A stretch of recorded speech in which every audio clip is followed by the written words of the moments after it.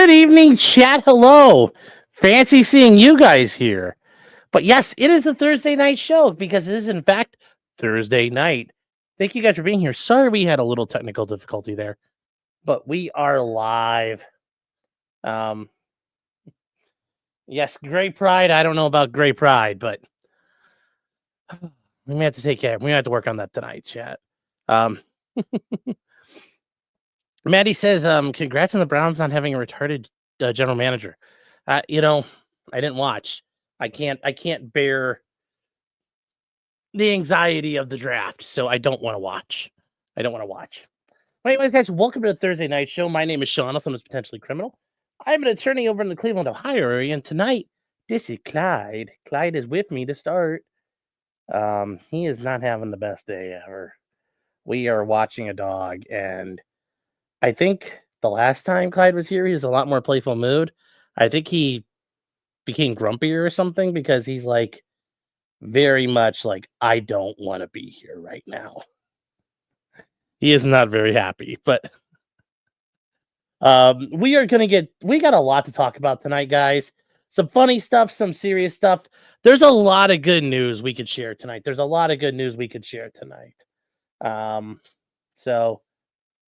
Here we go. We are going to, well, Clyde, I'm going to put you on the ground, okay, Bubba? Because we got some mail and stuff to open. So I'm going to set you on the ground, okay, Clyde? I'm going to set you down. I'm going to pretend I'm the Browns, and then you could be me. And I'm just going to let you down. Just like always. Because that's what the Browns do to me. They let me down. That's all they do. When I die, they can let me down one last time.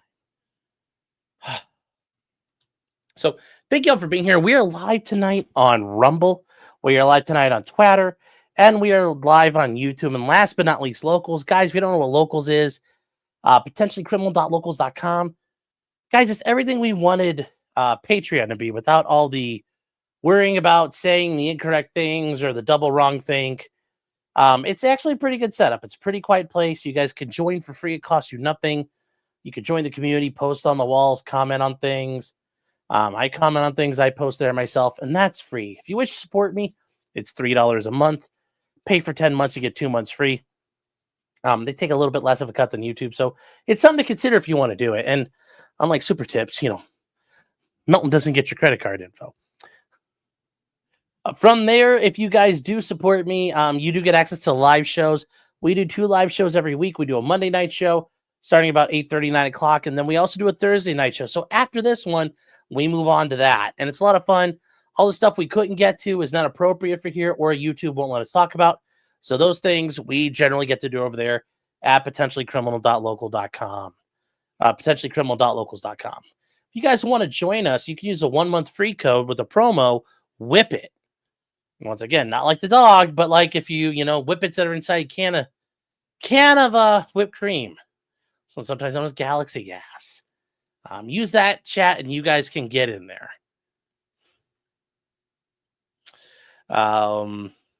Angela says Thursday night show comes with sponsors. It does. And, Angela, good to see you. And you know what? You're right. We should probably get to these. We should probably get to our sponsors right now because that's only proper. We do have some sponsors of the show tonight, chat. First, I think we need to start off with the Dragon's Treasure. Guys, you go to thedragonstreasure.com. It's a haven for tea and anime lovers. Use the promo code CRIMINAL. You get 10% off. 10% off. And if you guys are wondering, I did all this myself. I will tell you, apparently, I'm trying to use Adobe to make it like animate. StreamYard don't like that. So that's as good as it's probably going to get for now. But use the promo code CRIMINAL. Get 10% off your coffees, your soaps, and your teas. Help the tea man out. Buy his tea, chat. Buy his tea. We've got our other sponsors tonight, chat. We also have MAF Corporation at maf-arms.com. That's right, chat. maf-arms.com. You know them, you love them. Matt LaRosier for Fudbusters, is one part of the team there at MAF Corporation. Use the promo code. Why does it say CRIM? It should be POTCRIM. Oh, don't use that code. Will not work. Don't use that code. It will not work. Use the promo code POTCRIM, and you will get. Oh, hold on here. I need to grab the use the promo code POCCRIM and you will get 10% off your order. If you denote to Matt that you've done it, if you denote to Matt that you've done it, there we go. It's a promo code POCCRIM. If you denote to him that you use a promo code POCCRIM and you request it, he will. You know, he is actually 100% on board with this. He will give you a lipstick sealed invoice. And if you do your order over $500, chat, over $500, Ivan, the spinning rat, will also give you a lipstick kiss on your invoice. It's got to be over $500, not including shipping. So there you go, chat, at maf-arms.com. Get your wind chimes ready. I mean, guys, it's been beautiful days. Sleeping with the we're to the point in the year where you can sleep with the windows open. Get your wind chimes ready. Get your wind chimes ready. Get your wind chimes ready. So, and then last but not least, chat, Stoney's Bar and Grill. That's right, chat. Stoney's Bar and Grill at 158 East Broadway Street in Rockville, Minnesota, chat. Stoney's is your place to go, guys. I mean, what more can I say about this place? What more can I say? It's the first bike night of the season. Crank that hog in front of everybody there. Be careful. You might see somebody from Spicer, Minnesota show up when you're talking about cranking hogs in public. But crank your hog out in public. Everybody will cheer you on there. They'll cheer you on from the new patio while you crank that hog. Get there, chat. It's the home of the $2.50 cans because it is Thursday. They got the Heavenly Hog roasting out there.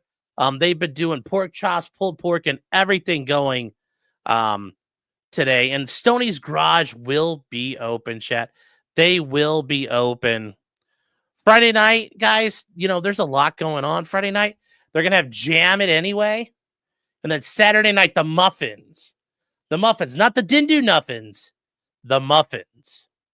The Muffins will be there playing some tunes and having a great time for everybody. Guys, that's at Stoney's Bar and Grill, serving Minnesota as the premier biker bar. 30 years running. 30 years running, guys. Go out there, show Cheeto some love. No, guys, Naked Twister, not right now. Not right now. They are still hosting. Yes, Officer Felt, they are still hosting Naked Twister.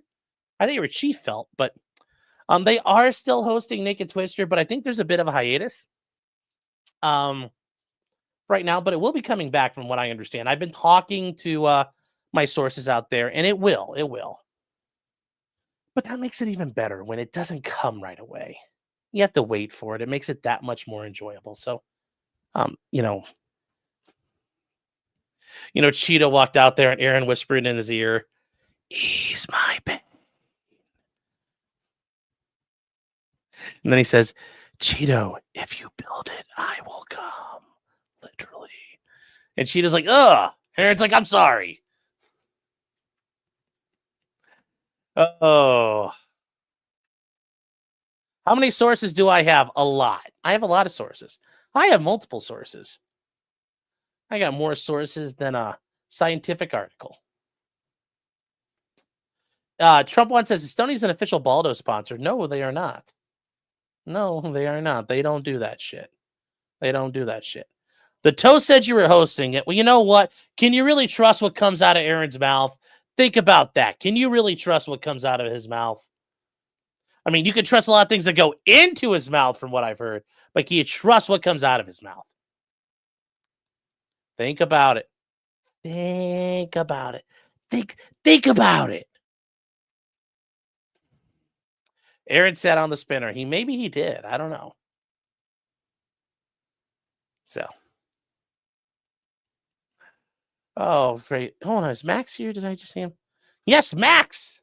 Hello, Max Murrah. Yes, our man in Japan. He says, "Haro, Iro coming, your waifu." Oh, I don't know if you want that. I don't know if we want that, chat. Max, don't come in people's daikamoras. Don't come in their body pillows.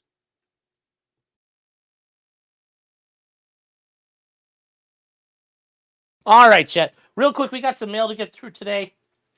First one's a little small, but this I was told about this one in advance. This came to me from J-Rock, and kind of already fell apart getting here. So I do know what this is.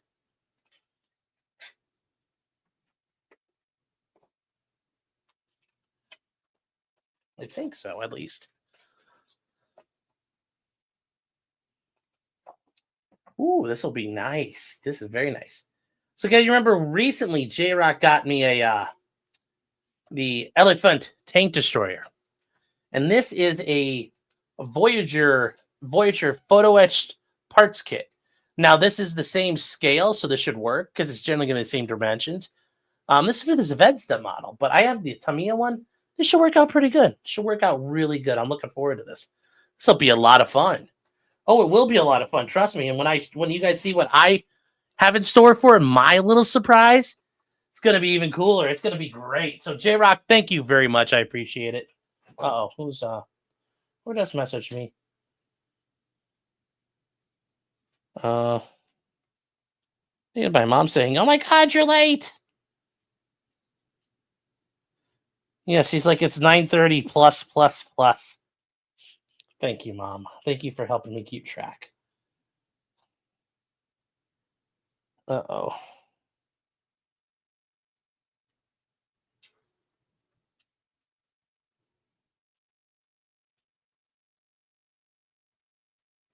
Okay, well, anyway, the next thing, chat, we have is kind of interesting because it's big.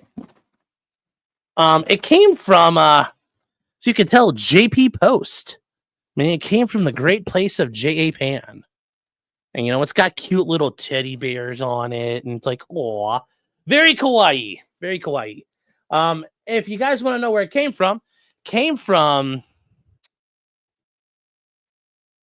Inayaka Media. Inayaka Media is Meme Copium because he does Inayaka Adventures.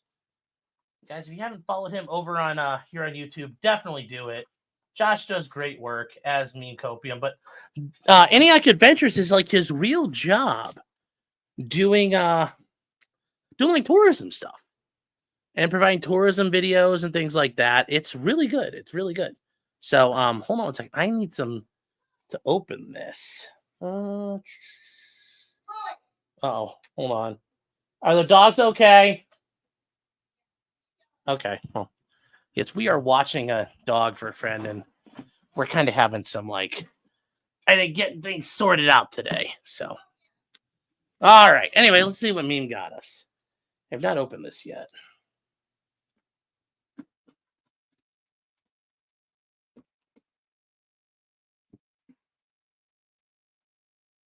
I mean, it's light, but I don't know how much tentacle porn can you fit in a box. Kind of curious. Hold on one second, chat.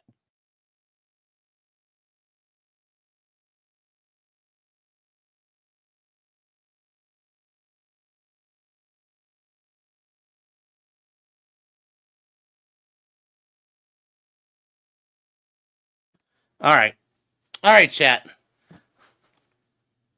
Okay, so we are going to open this up.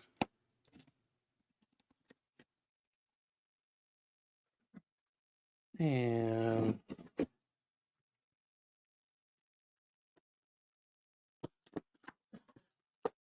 jeez, the packing is like all over the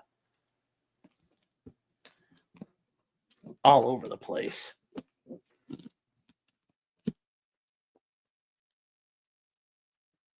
Okay, Karam says India and Pakistan are shelling each other across the border. Yeah, things are about to fall apart, chat. We are going into World War III here pretty quick. If the Pajiits and the Pakistanis take each other out first, I guess that counts as a positive. So, all right. Okay. What do we got in here? All right. Ooh, okay. Looks like little strawberry cookies. I don't know if I've ever had these before. Pretty sure I haven't. These look good. Joe's like, I agree. If we get rid of the Pakistanis and the Indians, it's a start. Oh, this looks good. Strawberry shortcake Kit Kats. Like, heck yeah. Gonna try those.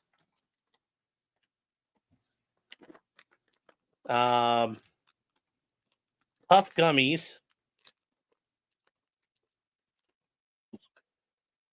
I don't know. These are just, I'm assuming the regular gummies, not gummy gummies. A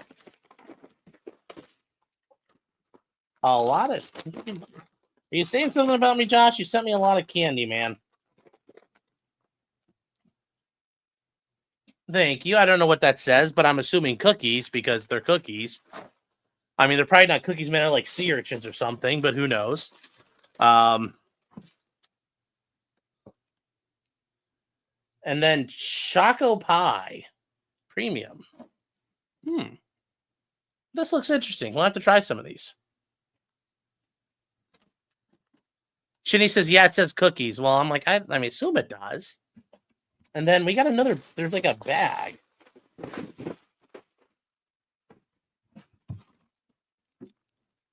Okay, so I'll hold on to these treats till Meme gets Choco Pie. The North Koreans go crazy for him. Okay.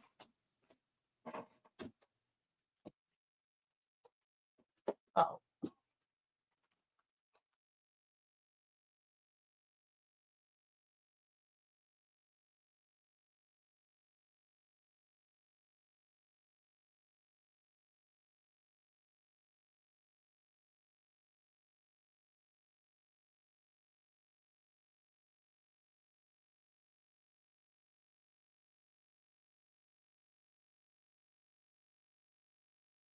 Yep, Meme, you're here. Hello. Hello, Josh.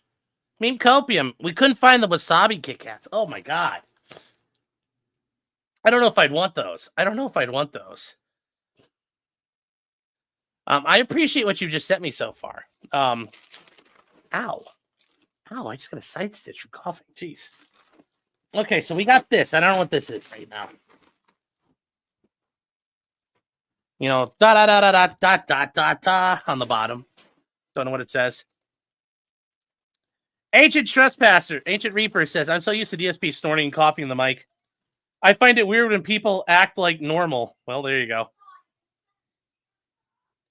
Well, no, but I don't know what it says at the bottom.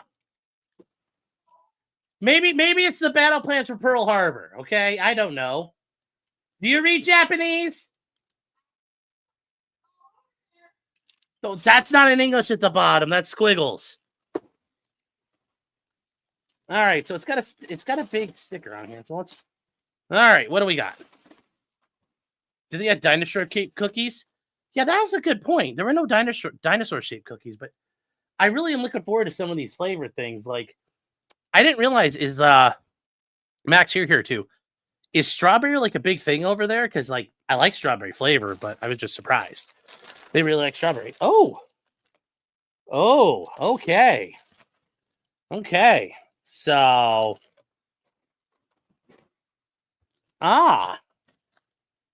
this is cool. Ooh, this is fun. So this is a 1/35th scale miniature set. Things that would go along with a 1/35th scale model that's properly scaled. So you got some Czech hedgehogs, you got some wire, then you got some concertina wire rolls. Max says Japanese like the strawberries almost as much as Mexicans. Well, Mexicans love strawberries. Okay. Then we have, ooh, cool. What? Did I think this is cool? Oh. A 1/35th miniature for oil drums and jerry cans. And the jerry cans are the German cans here, chat. And you're like, oh, wow, we've had these now. Yep.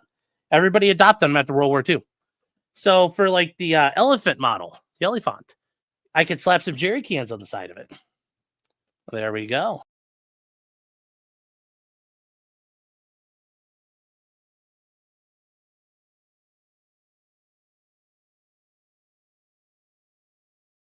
Sorry, chat. I got moved on there. I set something down and it switched it. Then we have, okay. Very nice.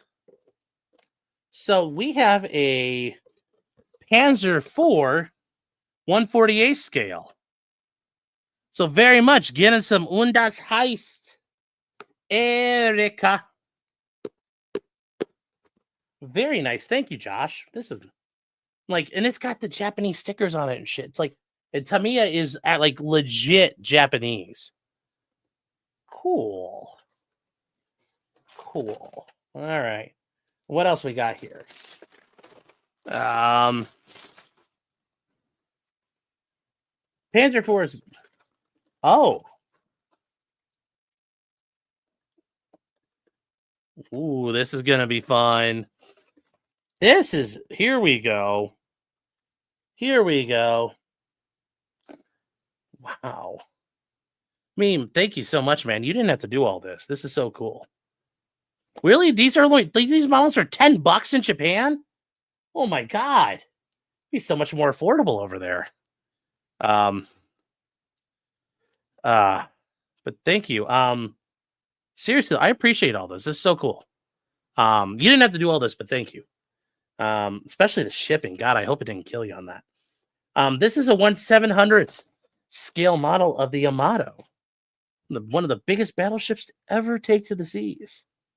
So this will be one we could do, chat, and it's a waterline model, meaning it doesn't have the full hull. So we'll have to do, something. Like we'll have to do epoxy or something for it. This will be fun. Yes, it's gonna have a waterline. Yes. But no, Josh, this is so cool, man. I appreciate it so much. I hope this didn't cost you an arm and leg to send it. One of these days I need to go to Japan and go on a nice tour and get some models as a side. Yeah, well, I mean, as somebody pointed out, like I'm gonna need like 6 seats on the plane. So hoping I can get a little smaller before I get there. Cue the Dire Straits. Make a lucite ocean, fat man. No, like you can do some water stuff, and there's the Amography channel. The guy does all the ships, and I'm like, I got some ideas on stuff. But no, this will be fun. I'll build meme if you like these. I'll come on and hang out with you, and we can build them together. Did Nick say I need 6 seats on a plane? I think he said I needed 3 or something. I don't know. I don't really know. All I know is it's not like he's gonna put his kids on the planes, so they just get in the way. Promote Stonies while in Japan. Just walk up to people in Tokyo and be like, "Hello." All right, chat. This is so fucking cool. Nice. Thank you, Josh. Guys, meme copium out there. Show him some. Yeah, I don't need permission to leave the country. I know. That's how cool it is. That's how it is when you're a nerd. When you're a nerd, you can just leave the country whenever you want. I can leave the state of Ohio whenever I want. Hell, I have to go over by the state line next week. I might take a picture. I might film myself crossing back and forth over the Pennsylvania state line and be like, look, I didn't need a permission slip. I mean, that's just how nerdy I am. That's how cool I am.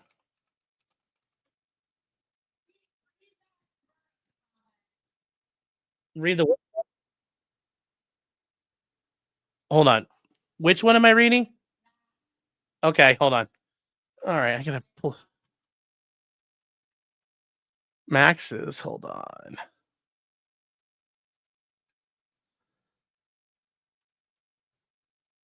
I missed it. Where is it? I don't see it.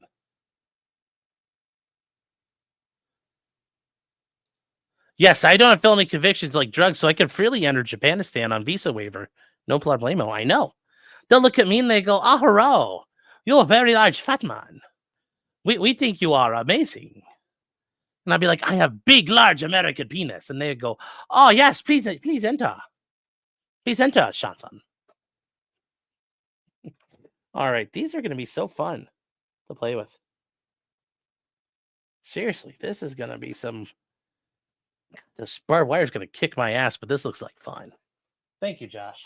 That's so fucking cool. That is so cool. If you get too nerdy, you have to file a pre-trip and post-trip report to the federal government when you leave. Well, I don't plan on getting that nerdy. So, oh, Nick violently starts shaking the thought of 4 states that touch each other. Well, we're going to get to Nick in a second here. All right, it's time to roll, Chad. It's time to roll here. But Josh, I want to say thank you again, buddy. I appreciate it very much. And chat, if you were looking for information and, kind of stuff, like if you do want to go to Japan, the land of the rising sun, go to Inayaka Adventures. You got Josh here. He does his stuff. Actually, wait, this is the wrong one. There's 2 of them. Yeah, Inayaka Adventure. Yeah, here we go. Hiroshima. Every year, millions of This is our boy here. This is our boy. Tourists from around the globe visit this incredible destination in Western Japan to see the ruins of the atomic dome at Peace Park, and of course, breathtaking Miyajima and its floating Torii gates. And for the majority of travelers, that's where their trip will end, which is a terrible mistake that you don't want to make, because that's just scratching the surface of the incredible destinations that Hiroshima has on offer. So in today's video, so guys, for example, you want to go to Hiroshima, you can do a lot more and just see where the bombs went off. And guys, he's got videos about going everywhere, all over the place. Don't do this in Japan. He says, is Japan still worth it? Is the rail pass worth it? Takes you out to the nightlife. He explains Japan's election, all kinds of cool stuff, guys. There's so much neat stuff you can do in Japan. He shows you it all. And yeah, guys, like I said, show him some love. Let's get him some subs, chat. Because he's more than just meme copium. He's Inayaka Adventure. And look, he's got a nice little doggo right there. So you can't go wrong with that. Can't go wrong with that at all. So, all right, chat. All right. Yes, he sounds like a complete nerd, but that's good. That's what matters. Channelinku Paris. Oh, all right. I guess I can do that. I can put a link out there. There's the channel link for everybody. Joe Schmo's over on Rumble. Thank you, Joe. And Nico says Sandwich Squad assemble. There we go. But yeah, guys, you got it now. Yes. Yes, Ryan Moore says he's white. Yes. All right, chat. Sorry it took too long. We had to get some stuff out of the way there. Little administrative work. But it is time. Josh is the concierge of the internet. Kind of. And he's a good guy. Does the dino streams too. All right, chat. I know what you're all here for. I guess the end of season 1 of the Rekieta question, the Nick Rekieta saga. Guys, if you do know Nick Rekieta from Rekieta Law, small law firm in central Minnesota. Anyways, guys, Nick Rekieta was doing the law splitting on the interwebs. Apparently, he never liked the law splitting on the interwebs.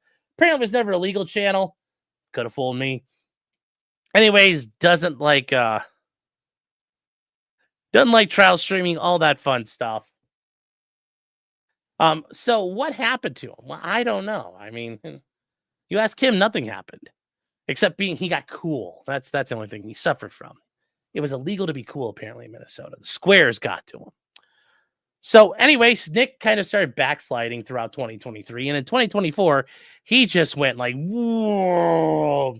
It just nosedive. He pushed the stick over and broke it off and locked out. So, what did he do? Well, at some point in May, it's like May 21st, he did what's known as the infamous now, the Coke stream. There's the pill stream in the sector lore. We now have the Coke stream. And, Nick disappeared for like 45 minutes in the middle of the show. Come back with an old dusty nose and act like a guy who's on Coke and had been drinking all night. So that show ends. A couple days later, the local constabulary, the Kaneohe County Sheriff's Office, and they come in and they raid his house and find, at that point, what was about 26 grams of cocaine. Now, apparently, I'm not cool enough to call it yayo, the white stallion, blow, snow, booger sugar. I just have to call it cocaine. Can't even call it la cocaína. But it was la cocaína. Nick was charged with second-degree felony drug possession. He was charged with also having guns at his home while possessing drugs, and also having drugs in his home where his kids were.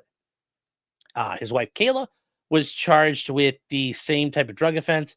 She was also charged with the a child endangering thing or something like that. It wasn't really clear what happened there, but she had similar charges. In addition to all that, there was a unique wrinkle into all of this. There was the polycule, the cover. You guys familiar with Aaron Imholt from the Steel Toe Morning Show?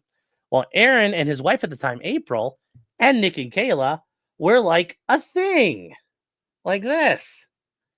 They were called the cover. They were a polycule. They were swinging and dancing and a fucking and a sucking. Well, at some point, they kicked Aaron out of it. Once again, I think it was because Aaron turned Nick down because Nick was like, well, maybe we should do what, we do to the girls. And Aaron's like, no. Or Aaron just said, I want to be on top. And Nick's like, no. And for whatever reason, Aaron left the polycule. And in the time after Aaron left, there was the raid. As the case progressed, we got to see Nick become angry and defiant for months and months and months on end. File a retarded joke of a Frank's motion trying to attack the search warrant. It utterly failed. They didn't properly attack suppression of anything else. It completely dicked their case up. Kayla tried to do it, and she completely dicked her case up. Nick then tried to appeal it, and the appeals court's like, lol, no. And then at some point, April got charged. April got charged for low-level cocaine possession, and her case was moving along. This year, Nick did something once again, I would not expect of him, but rather heroic. He threw himself on the grenade. After he had already implicated his wife twice when he talked to the police, that, him and her were the only people with access to the cocaine, that's really what you do when you're a Chad. You implicate the love of your life in a fucking felony. He decided to take one for the team, and he took up for Kayla. And he said, look, it's not hers. It's all me. I'll take it all on me. That sounded pretty good. Except then he also said, oh, my coke whore, that hoe I'm banging on the side, I'm taking up for her too. Yeah. So Nick pled out to third-degree possession of cocaine under 20 grams. And he was sentenced. He was sentenced last week on the 18th. Now, yes, there are other things, guys. There are that fact that Nick's daughter tested positive. I understand there's some sort of conspiracy where they scrub the cocaine into her hair, or the metabolites metabolized outside the outside in the air, and you need extreme temperatures to do the extreme humidity in 200 degrees to make that happen. But shh, Nick read stuff. The creative writing major read some science stuff. Either way, his daughter tested positive for cocaine. Apparently his kids really weren't starving, stinking, and smelling. The house really didn't look like a Haitian refugee camp. Once again, we'll get the body cams on that, chat. We'll get the body cams on that. So either way, Nick Rekieta did plea out. And as I said from the very fucking beginning, Nick was going to get some sort of diversion program or some sort of deferred adjudication or an intervention program. And that's exactly what he got. So let's get to it, chat. We're going to take a look at this here. Nick had his sentencing order and everything that came through. I do not have the body cam. Don't tell them that. Are you kidding me? If I had that, that's all we'd be watching right now.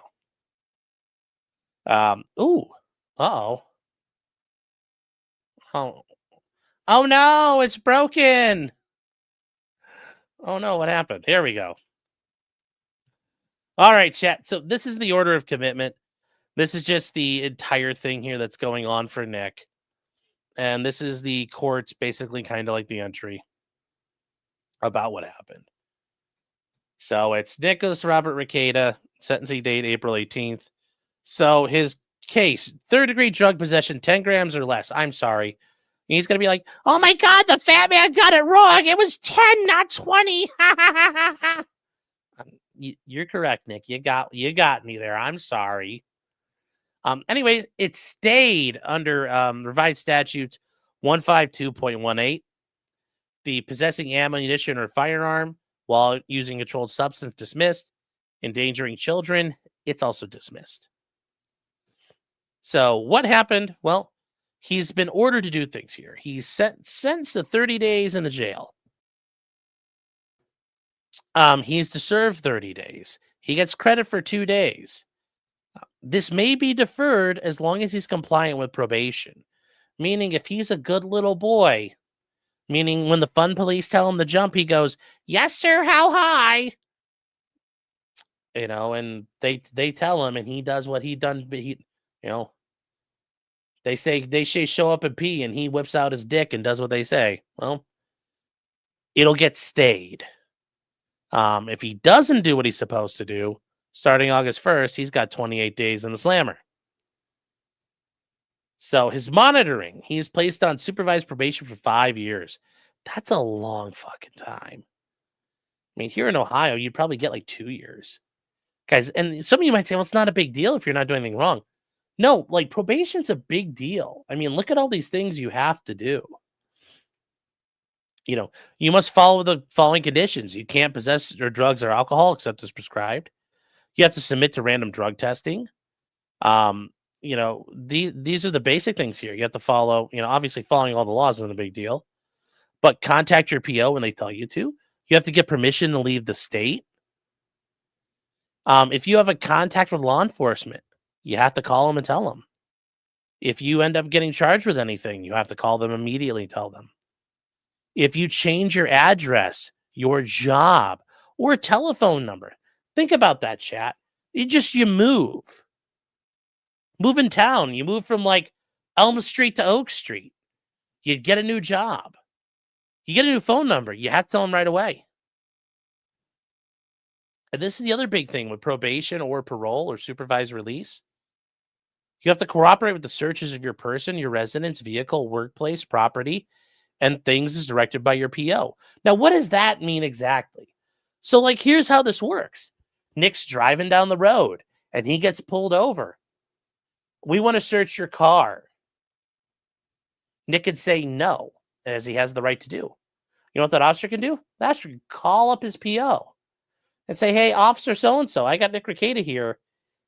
He won't let me search his car." And you know what? They're going to put him on speakerphone and say, "Let him search your car. God help you if I have to come out there and order it." The police will know he's on probation. Like, they are going to use every excuse to fuck with him. So that's why probation could be a bitch for people. And even if you could follow the rules, it is very burdensome. It's very fucking burdensome. He must sign a probation agreement and comply and meet with his agents as directed. Yep. Don't possess guns, ammunition, or explosives. That's pretty simple. Sign releases of information, meaning if you're getting treatment from somewhere and you're getting psychological or drug treatment or anything, you sign a waiver and release of information so your PO could talk to him and see what's going on. He has to follow all the recommendations of discharge from the counseling he went to back in September of 2024, which sounds like he didn't take seriously, so who knows what they are. But we don't know. Now, here's where people were wondering what this is. A cognitive skill training and cooperated with cognitive skills programming. This doesn't mean, like, I get it. Yeah, he's like water-brained and he's got holes in his head, all of that. This stuff, it's called thinking for a change. It's like cognitive therapy.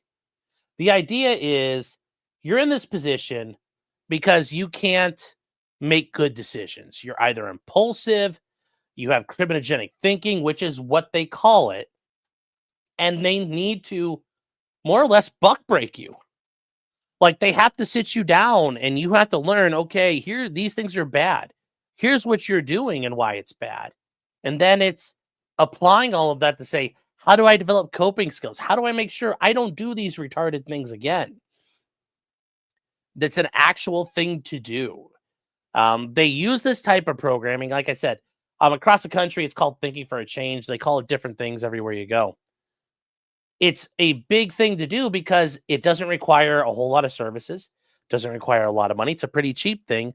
So that's why it's in jails and prisons and in correctional institutions all over the country. Juvenile detention. Because we want people to think. Think like a civilized person. Quit thinking like a savage.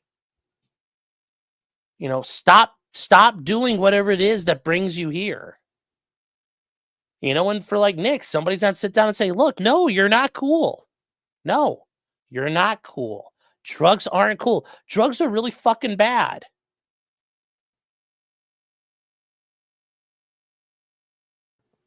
You know, there's nothing wrong with being a nerd. Yeah, it's something in rehab too. Yes. Mm-hmm. Yes. But that is what it's called, this cognitive training. They want them to think for a change. We'll see if it works. See if it works. Now, moving on from there, chat. The transcript of his sentencing was released. And it was not released because of court order or anything like that, but because over on the farms, people like Useful Mistake got the money together, paid for the transcript to be transcribed, and put it out there. So if you guys ever want to help somebody, Useful Mistake did a good job of getting that all together, has paid for a lot of stuff out there. So don't be afraid to help them out if you want to. That is not my account. Or is it? But we go on from there. We go on from there to Nick's sentencing. The Nick sentencing is interesting in how it goes. I know it's already been covered before, chat, but this wasn't like had to drop everything what we're doing. We'll get to it when we get to it. And before we actually get to this, I do think it's important. We should listen to Third World Aristocrat. If you guys have not seen him here on YouTube, he does some great work. And some of his work is covering Nick. And the one thing he does is accountability. The Baldo story. And this is actually pretty good. It's a very good summing up of what's out there.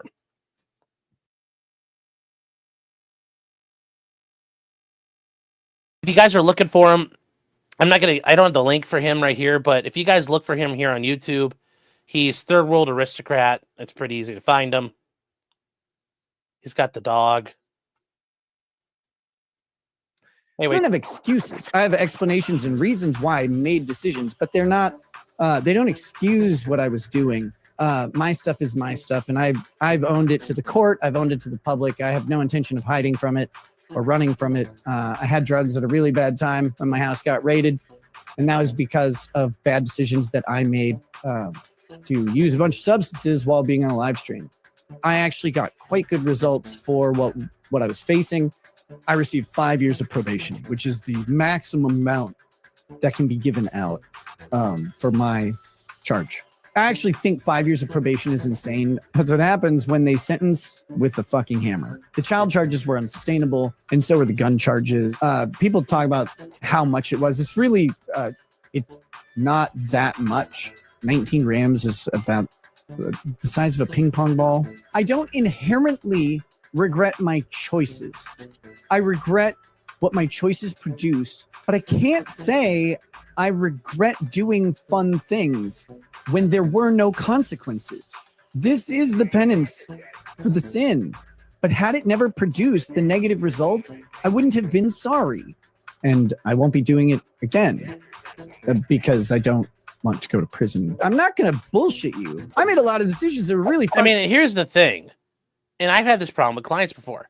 Well, I'm not going to do it. Why? Well, because I don't want to go to the can. And it's not like, are you sure you don't want to not do drugs or not drink because it's better for you? Oh, no, I just don't want to get in trouble.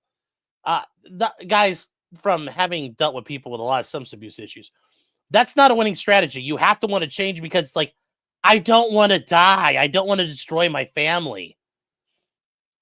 Just going, well, the judge doesn't like it if I do it, so I won't do it.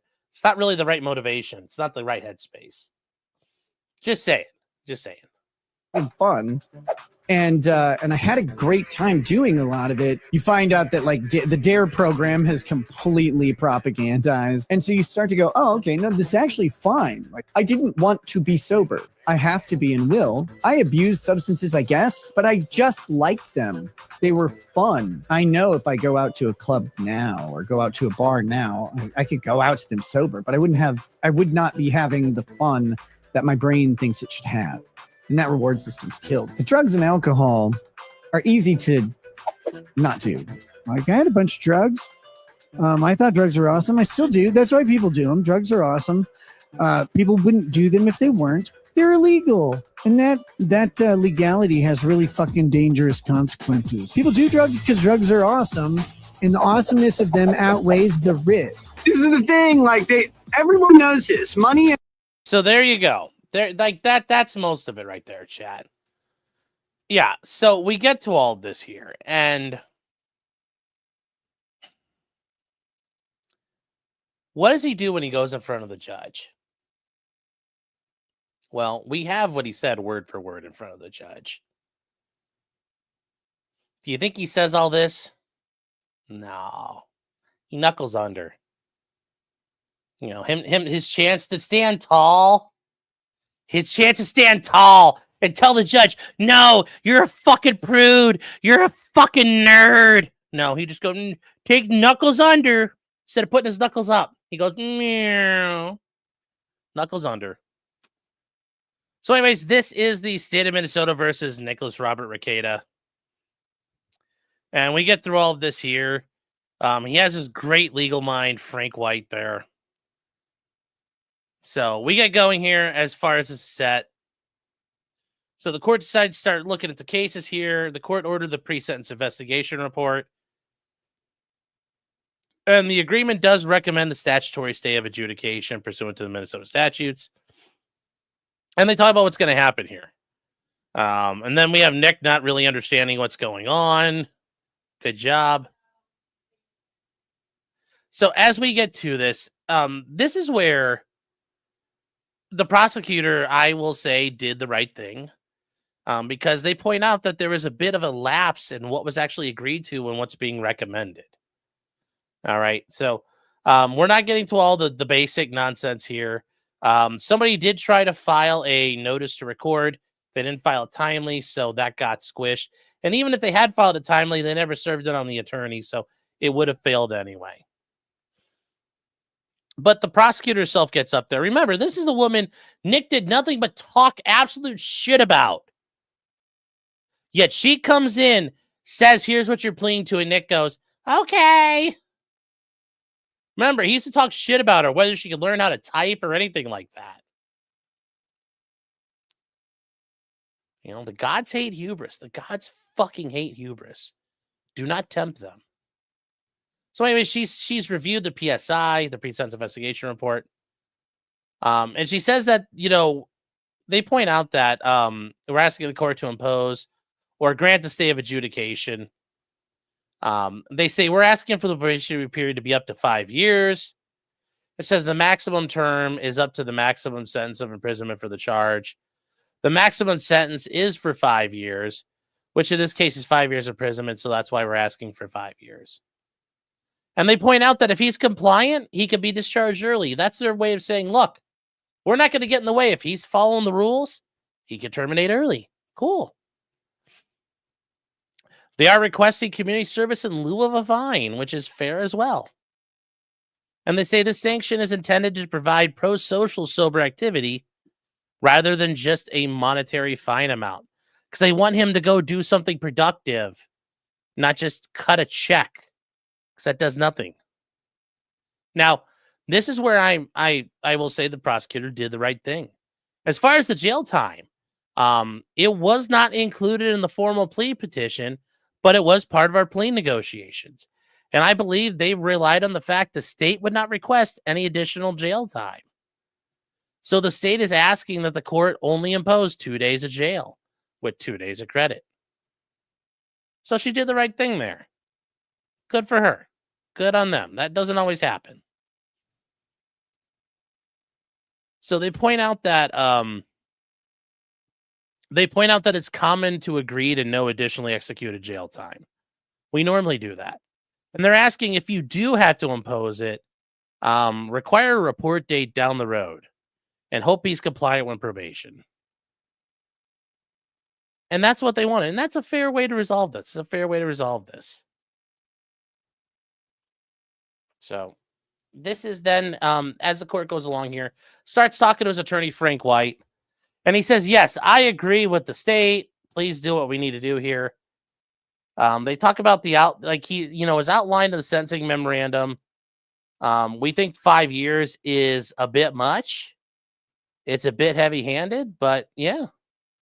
He says Nick has no prior criminal history, no prior criminal felony record, nothing as a juvenile.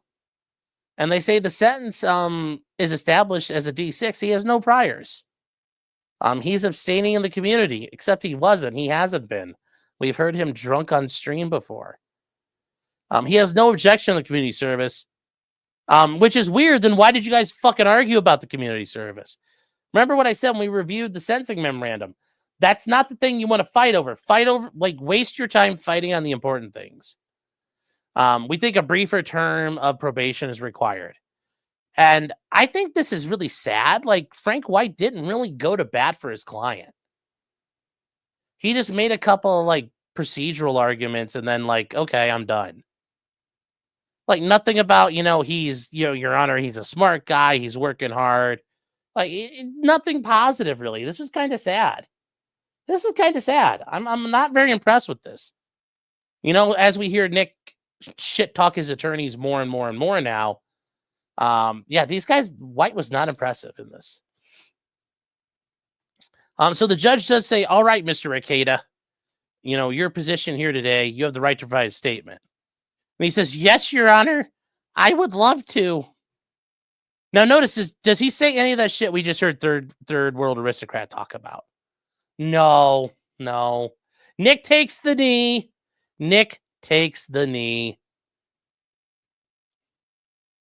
He says, Your Honor, I've always been called smart by my mentors, by my teachers, by my community members who I've associated with. And after a while of making decisions that end up very well, you start to think that you maybe are kind of smart and you could control something. Control decisions that you make and how that will impact people. Now, here's something I will admit to Nick. When everybody tells you you're the smartest guy in the room, you tend to believe it. Whether or not it's warranted. That is a very common thing. So that is something where I know people are bagging on for, but I understand what he's getting at. Everybody kept telling him he was smart. Everybody kept telling him, you the man. Well, after a while, you're like, I guess I am. It happens. You start, for a while, you do things safely that aren't safe. Yeah. That happens too. You start getting away with it. You're like, okay, I guess I could do this.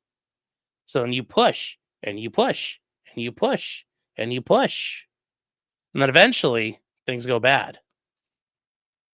And notice he says, what I did was put my children through something I can't ever undo. I thought you said nobody suffered but you. I thought you said drugs are cool. It's all cool. There's no consequences.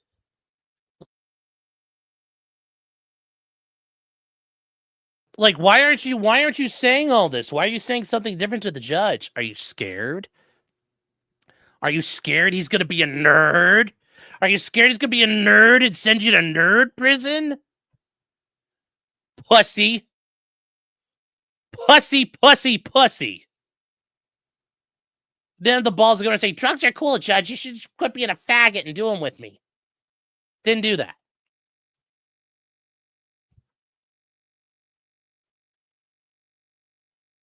Really, we just listen to all that. Let's keep going here for a second. An opportunity, eliminate moral boundary. The state said in my case, there are no victims here. The only victim of anything I did is me. And I put my family through living hell. But did you? It sounds like you didn't. I don't know.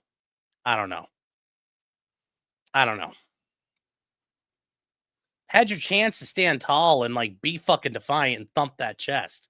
I'm gonna give up. Okay. He talks in the PSI, laid out the circumstance, and as a decision, my decision is not the decision of anybody else. In the PSI, laid out circumstances that I feel led up to what happened. I would love to understand what you think happened, Nick, because I'm hilarious. But at the end of the day, it was literally me holding the bag. Okay. It was my choices, and the consequences are borne by the people around me as much as they are me. But you just said there are no consequences. I don't get it. I have to, I have to spend a lot of time working to repair that. What? There's nothing to repair. I've broken the trust with community members. No, you didn't. I thought they were all liars. And it was a conspiracy. And it was a game of telephone. And like CPS was in a conspiracy. And it's because you're speaking truth to power. And that when you speak, the halls of power tremble. I thought, what was this all about? What gives? What gives, Home Slice? You beat that chest on the internet, and then when you go in there, you're like, meow. Come on. I have trust with my family members, with my wife and my children. What are your children? You didn't break your trust with your children. Your children could go into high school and be like, hey, man, you think you're cool? The police raided my house, huh? Your parents are a bunch of lamers. What did they do that's cool, huh? The cops ain't raiding your house, buddy. We're cool at my house. I had guns shoved in my face. Did your dad ever manage to do anything like that? Oh, you took you to the Pine Box Derby. Boring. With the decisions that I made, for all that I want to say to the court, the community, to them is, I'm very sorry. Really? You're going to tell everybody you're sorry? I thought it was you're cool. And you didn't tell them, like, I think you guys are all just a bunch of bitches. Like, I don't know. Maybe he's going to start showing up at Pirate Software streams as one of the weasels in the back.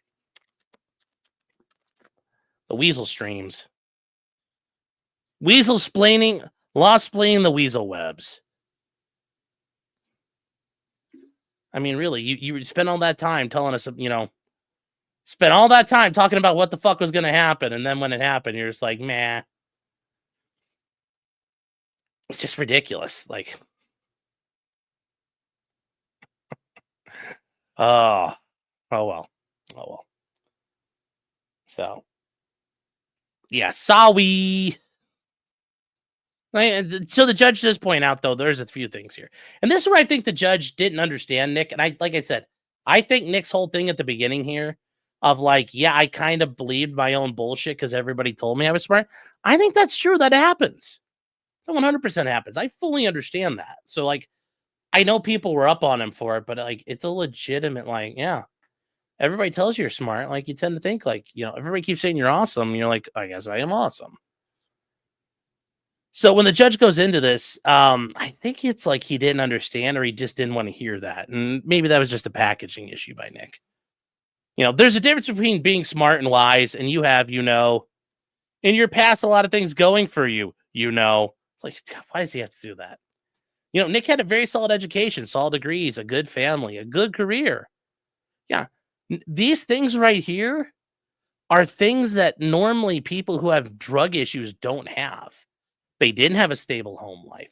They grew up not having, stable housing, stable parents. Maybe their parents were drug users themselves. Maybe it was an abusive relationship, that they didn't have money. Their parents couldn't really take care of them. They barely got by.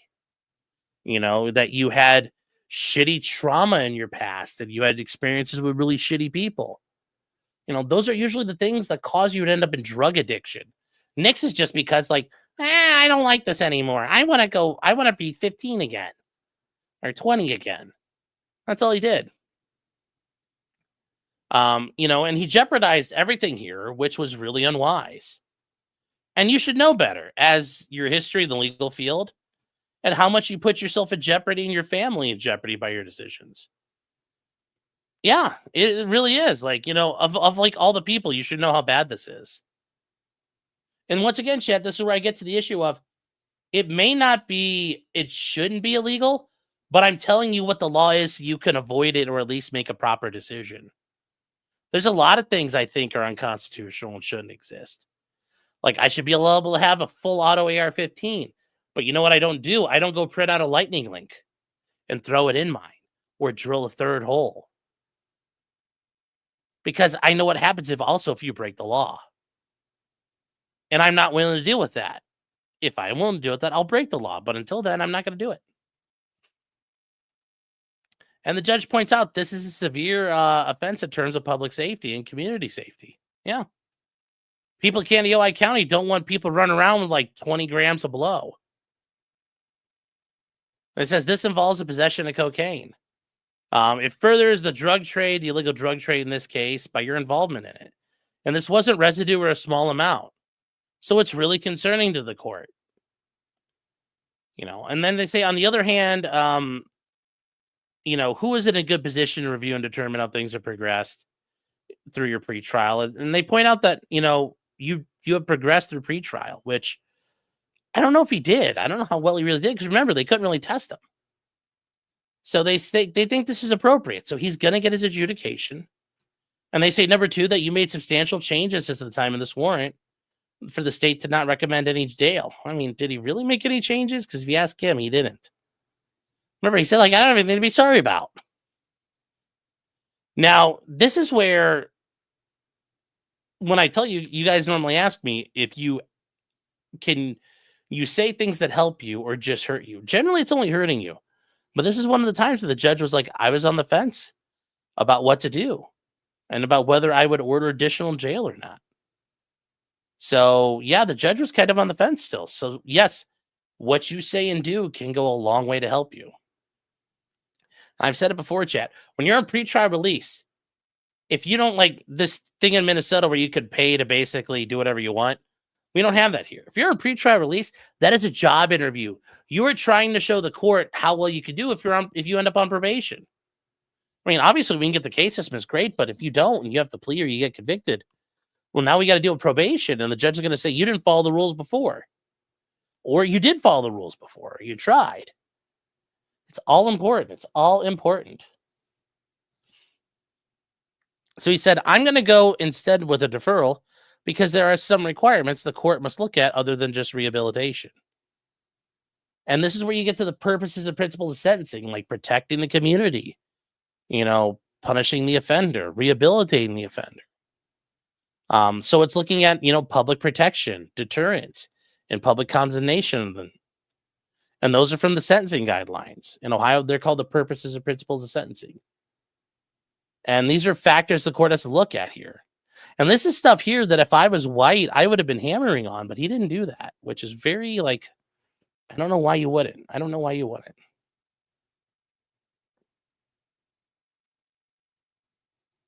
Now, the judge says it'll be a deferrable term.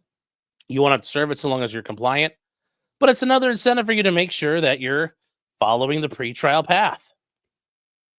So the judge goes through all of this. And, he's going through here and he says, and this is really interesting. Really, the probationary period is a maximum sentence of up to 20 years. That's insane. 20 years on probation? That whole, in Florida, you can do that. You can have decades of probation. It's ridiculous. It's absolutely ridiculous. The maximum penalty is 20 years and a $250,000 fine. He has a score of 0 for criminal history. And the presumptive guidelines called for a state commitment for a period of 21 months. Now, this is where I mentioned it, chat. This is where Nick has pled guilty. And then the court goes through here and hits pause. They hit the pause button. And the court will not enter a conviction. Instead, it will stay adjudication and place him on probation for a period of up to 5 years. Now, we talk about the conditions. Number 1, the 30 days in jail, as long as he's a good boy. He has to complete 80 hours of community service. He has to follow all recommendations from his discharge from Divine Hope. And then you're going to have to no alcohol or mood-altering chemicals except as prescribed. And I'm going to indicate that probation should obtain a baseline as early as possible. So that's an issue. It's like, well, where are you at right this second? Because he's been allowed to do whatever he wanted. And we've heard him on multiple streams slurring and acting like a Yahoo.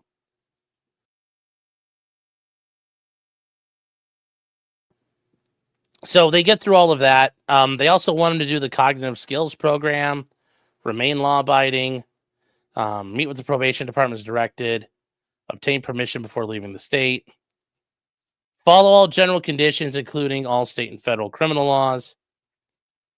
Now, they do all this and they're done.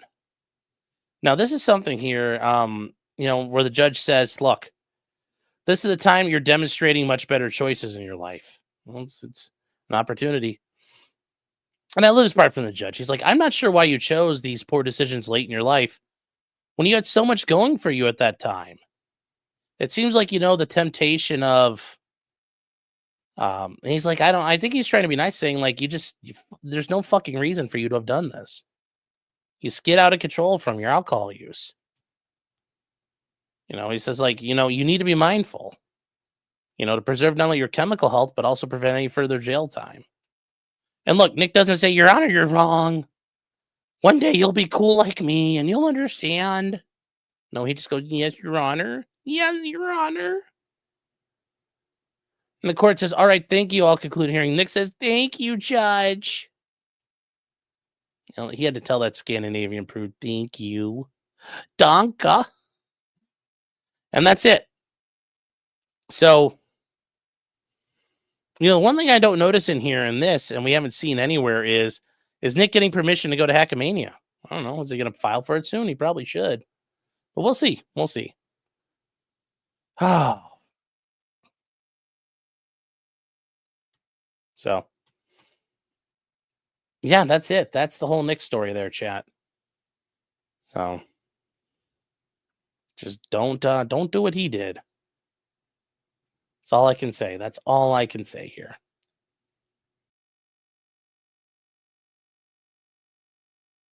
All right, moving on from there, we've got, where is the thing here I wanted to do?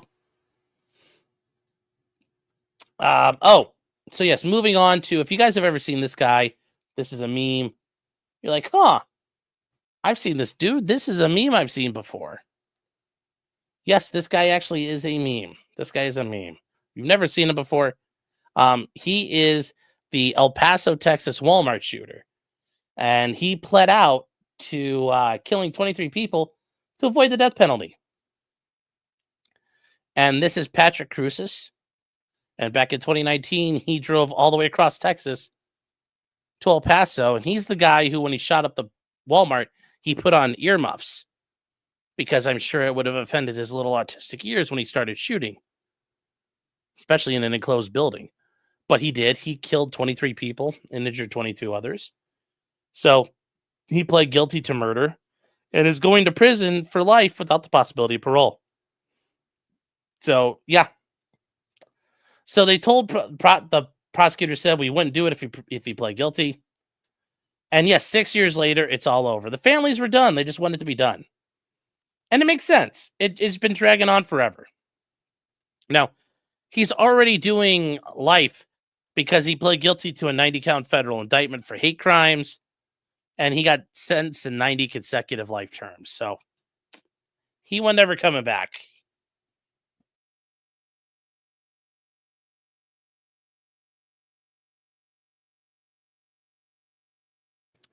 He did admit that he targeted to kill people because of their Hispanic origin, and he intended to kill everybody he shot. So that guy's done. That guy's done. So something to think about. Yeah, so deport him to El Salvador. No, because it'll start killing everybody down there. You don't want to do that. KJ says, why would they allow that? They have them dead to rights. You're going to need the victims to go through with the death penalty case. And if they don't want to do it, you have to be considerate of them. If they don't want to cooperate in this, you shouldn't force them.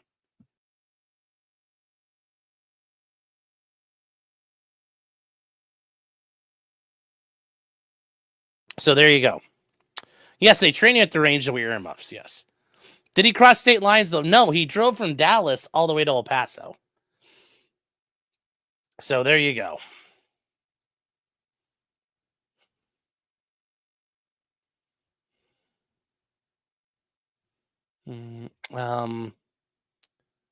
Hold on. Where is...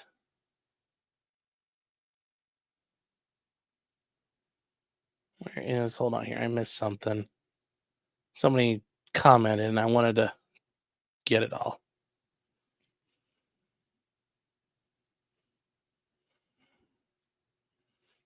Never mind. I missed it. We'll get to it later. We'll get to it in a second. Yeah, hacking like a belong. No, I mean, like, I had all that stuff last week and it's gone now. And I'm to the point where, like, I'm just coughing up the last bits of it, and it's taken forever.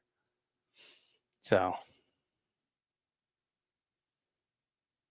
yeah, it's a little interesting. It's a little interesting. But speaking of, having issues with Hispanic people, this is like, this isn't a joke. This is something you might think is on the onion, but it really is a thing. This is a real thing here, chat. In New Mexico, a judge resigns after gang members were arrested on his property. So, in Las Cruces, New Mexico, an alleged member of TDA is facing charge after being arrested. And he was living on one of the county magistrate's properties. Yeah.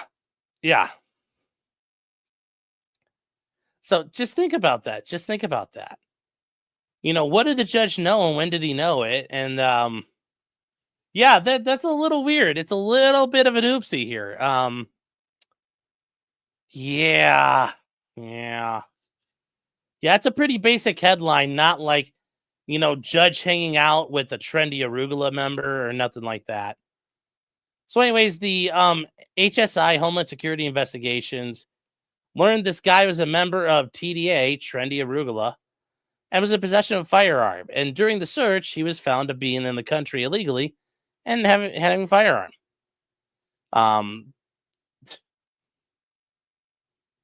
So,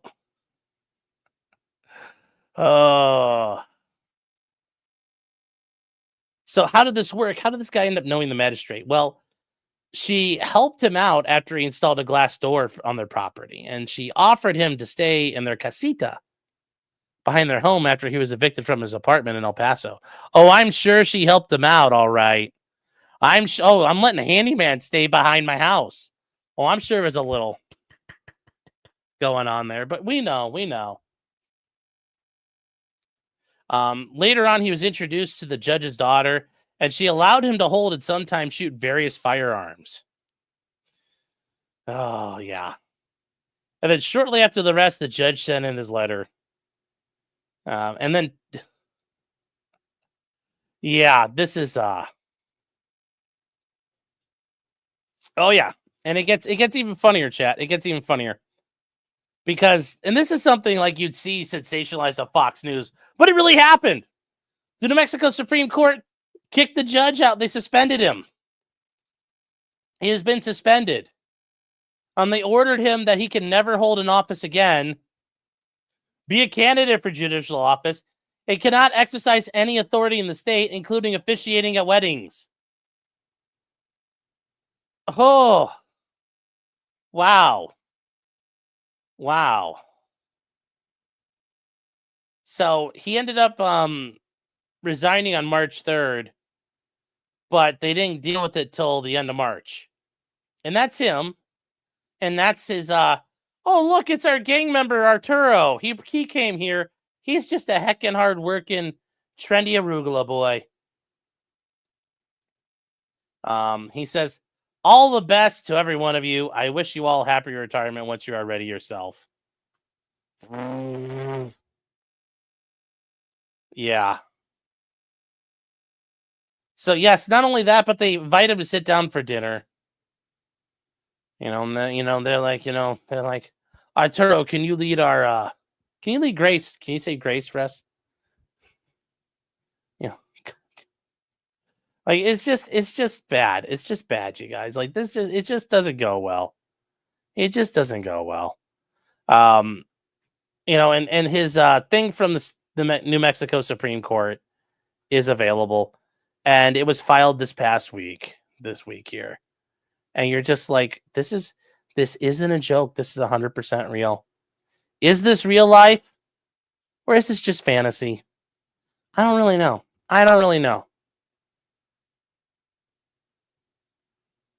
So they talk about it and they haven't considered the petition.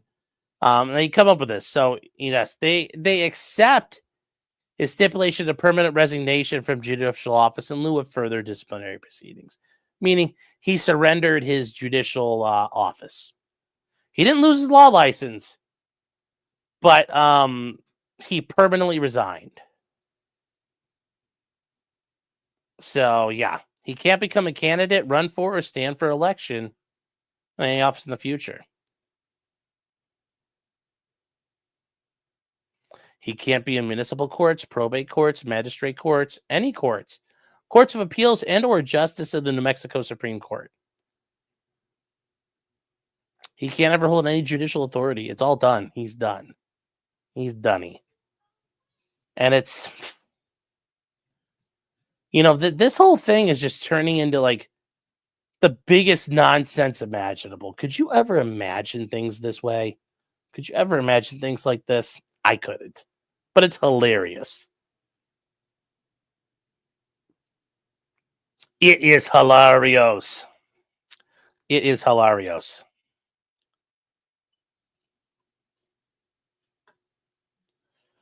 So, oh, who just messaged me?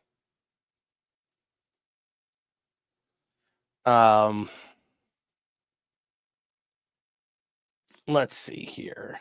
Okay. Can't be a mediator for arbitration either. I wouldn't let him do that. Can you let Sean know that the judge and his wife were arrested today? Lol. That's hilarious. Really? Oh my God, Becky. Let's see here. Joel Cano arrested.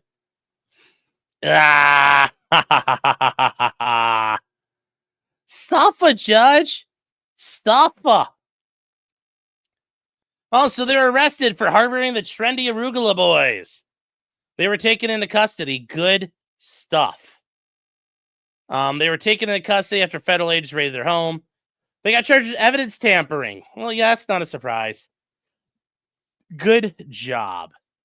Good job. Good job. Posted a picture of it in locals. Judges are arrogant twats, so this is good.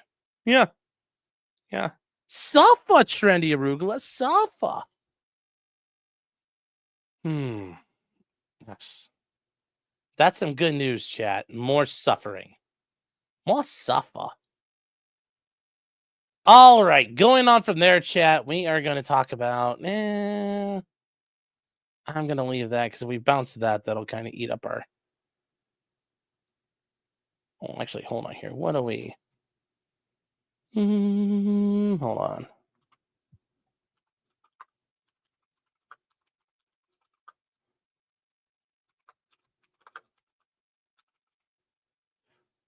All right. Hold on.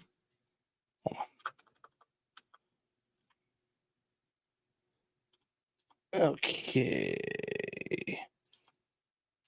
All right. Next thing, chat, we're going to get to is the Karen Reed trial. Karen Reed trial. She is starting the retrial. In her case, remember, she had a hung jury last June on the 3 counts regarding the death of John O'Keefe, her boyfriend. And the retrial began this week on Tuesday. We're only to like day 2.5 because today was a half day. Tomorrow will be a half day and Monday will be a half day.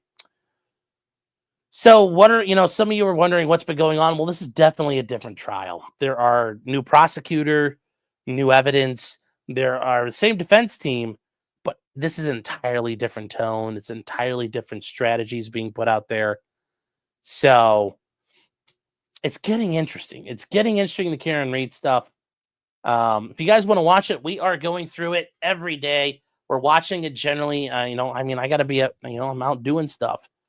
So we are covering the Karen Reed stuff in the afternoon, starting at about 6 o'clock, which allows us to catch up at a decent time as far as things are concerned.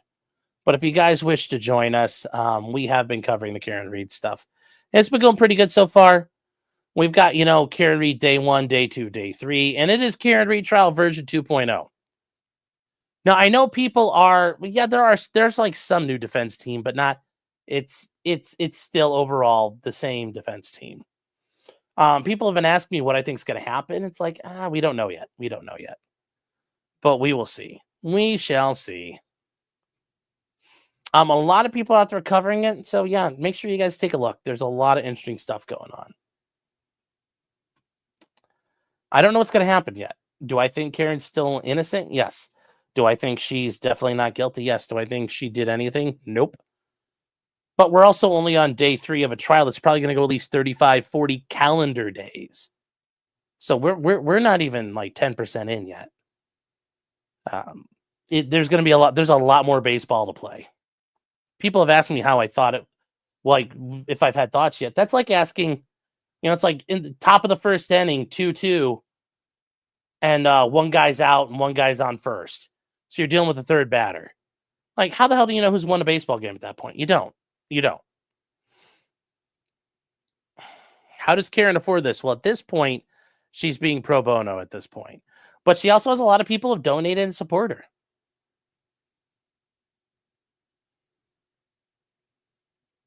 So, C says, when is Jen McKay being called? I don't know. But I will say Alan Jackson and David Yannetti so far have been very good about their cross-examination. They're hitting hard. They're hitting very hard. They're hitting hard against everybody.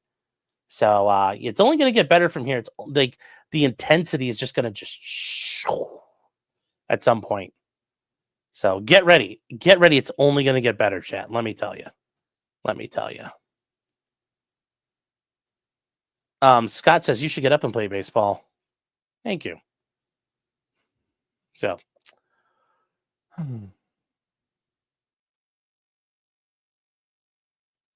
And Ballum says, how low do I think her standards are? Asking for a friend. Probably not low enough for you. Or me. So there you go.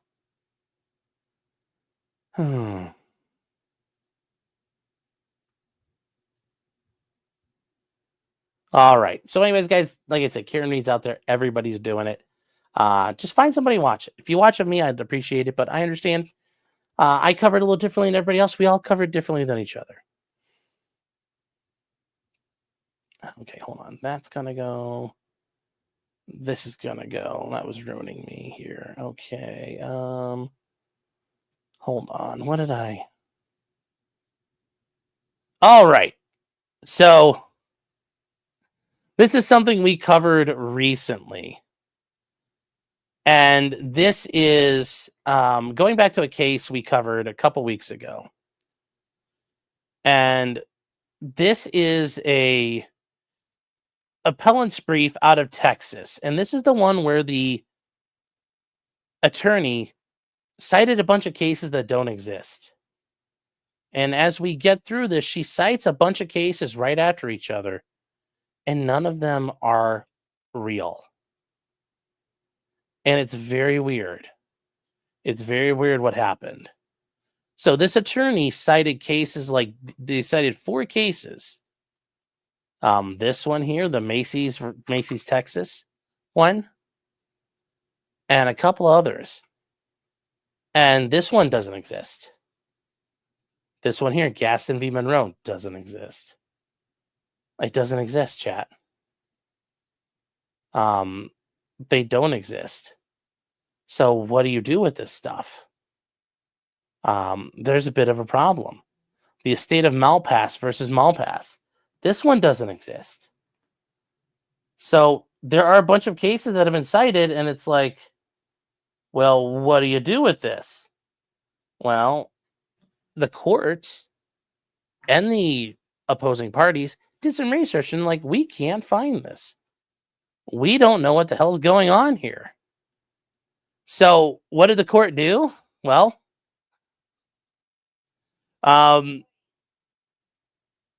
the court did point out to everybody, hey, we're looking at this case here, and we've got some problems. Oh, switch over. Sorry, chat. Sorry. Okay. So anyways, this we'll go back to this. We'll go back to this thing here. So this is a case that was filed in Texas, in the Court of Appeals, in the 5th District in Dallas, Texas. And this is a case about a probate case, about a probate estates, and estates that were being attacked by a company charging them for collateral. So we get through this, and there's a bunch of cases that get cited. In particular, 4 of them.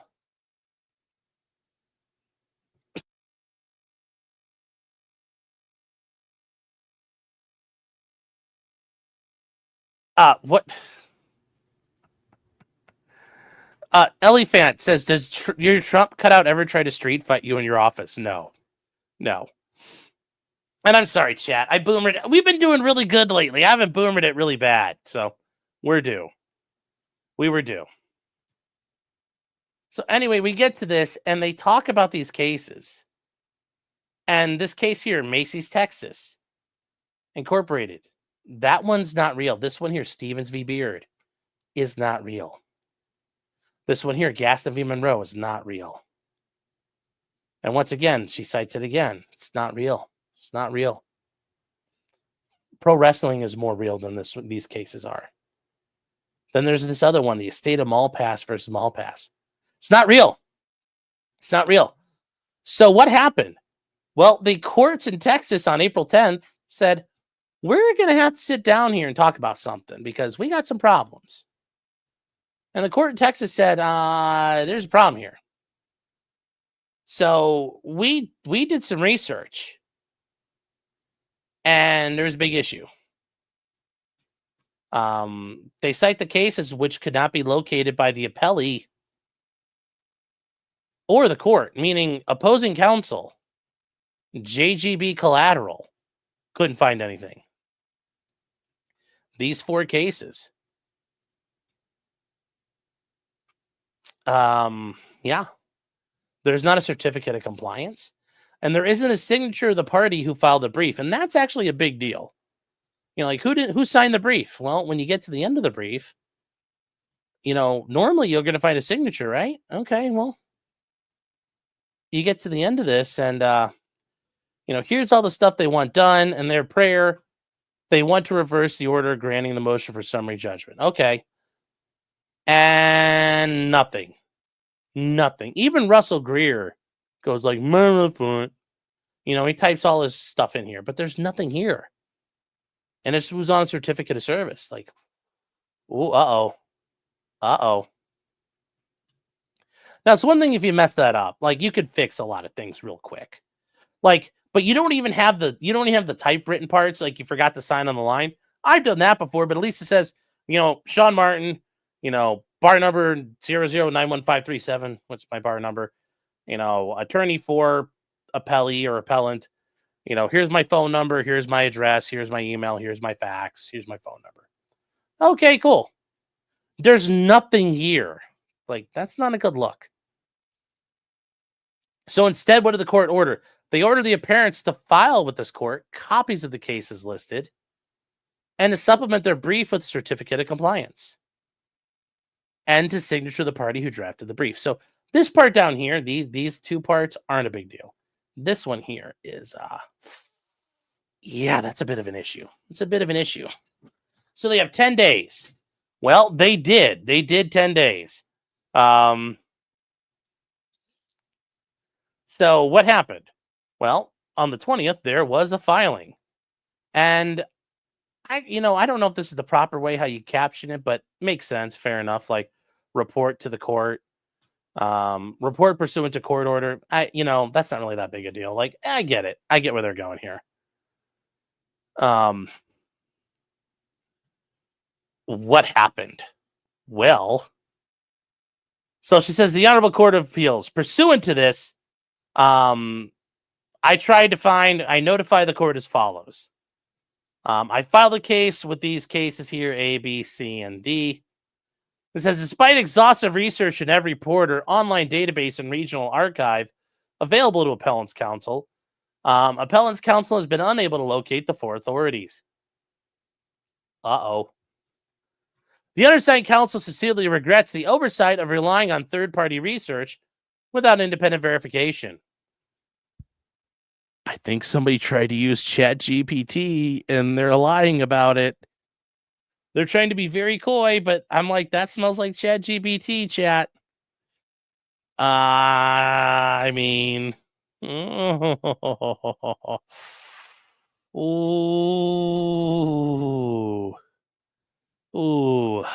this is not good. This is not good. Now, what is the funny part here is, like, what does this actually mean now? This has been a humbling and embarrassing lesson, the importance of verifying every citation at its source. Yeah. Appellant's counsel does not regularly practice law that requires use of case law research tools and does not have access to Westlaw or Lexis. Okay. Like, in Ohio, I joined the Ohio State Bar Association, and for like $30 a month, I have access to a Lexis, like a watered down version of Lexis if I need it in a pinch. Almost every state bar association has access to those things for people. And there's all kinds of like ghetto cheap ones out there. And then you can get access generally if you are a member of a local bar association. You also have access then to the law library. And you know what the neat part about the law libraries are? They get a Lexis or Westlaw subscription. And you get to run with a full powered thing. And they use the internet in general, so meaning Google, and a temporary free trial access to a program known as Fastcase for law verification purposes. Appellant's counsel did not keep a record of all the internet searches done for the brief. In an attempt to recreate the internet searches is not producing the source of these 4 cases. That's because they didn't do that. They used ChatGPT. They don't want to admit they did, but they did. That's what they did here, because Fastcase, as pointed out by the guy who broke this story, he's a appellate attorney out in Texas. His name's Doug Gladden. He talks about this. He says, Fastcase is available in full for free to all Texas lawyers. When you're, she said I use Fastcase. All right. And guess what? It's part of the Texas bar. So it's Texas bar and it gives it to you for free. So it's a free online access. Yeah. Why? Now, the bigger question I have is, going back to this, I don't regularly practice law that requires the use of research tools, which you could be you could be like a transactional attorney, fine. But why are you writing an appeal if you don't normally do things involving like appellate measures or, relying on legal research? Because, yeah, every attorney knows basic research, but you get rusty if you don't do it. So why did you decide to write this goddamn appeal if this isn't your bag, if this isn't your thing? I mean, make matters even worse, you guys are trying to overturn a motion for summary judgment. So you've got to be really good. You have to convince the court the original court was wrong. That's a lot of work. That's hard. So this is all bullshit. They use ChatGPT. They say the appellant's counsel put the internet research results in the topic of Texas common law on the subject of gifts and mistakenly failed to verify those cases with Fastcase. No, but you're sounding like you said Fastcase caused this. Appellant's counsel accepts full responsibility for the error and has implemented enhanced protocols, including mandatory double check of all non-primary research so that no comparable mistake will reoccur. And you know what, though? That's what you do. When you fuck up, I messed up. I'm here to fix it. Please forgive me. That part's good. You're owning it. You're owning it.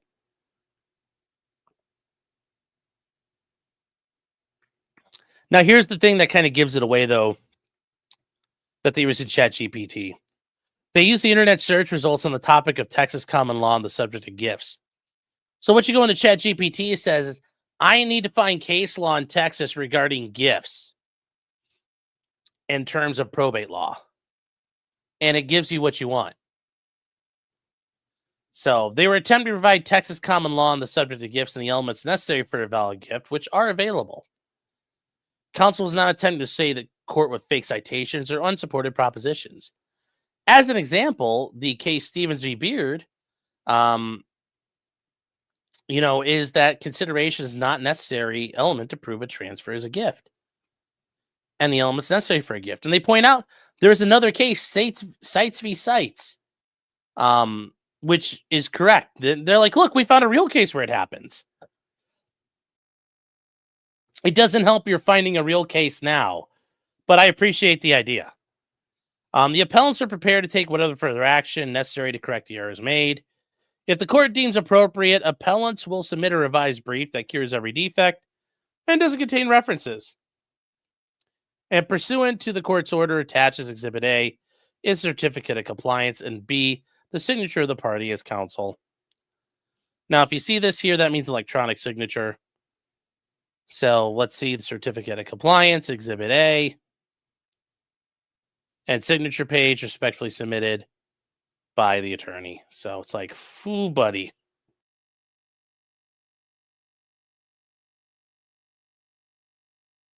There you go.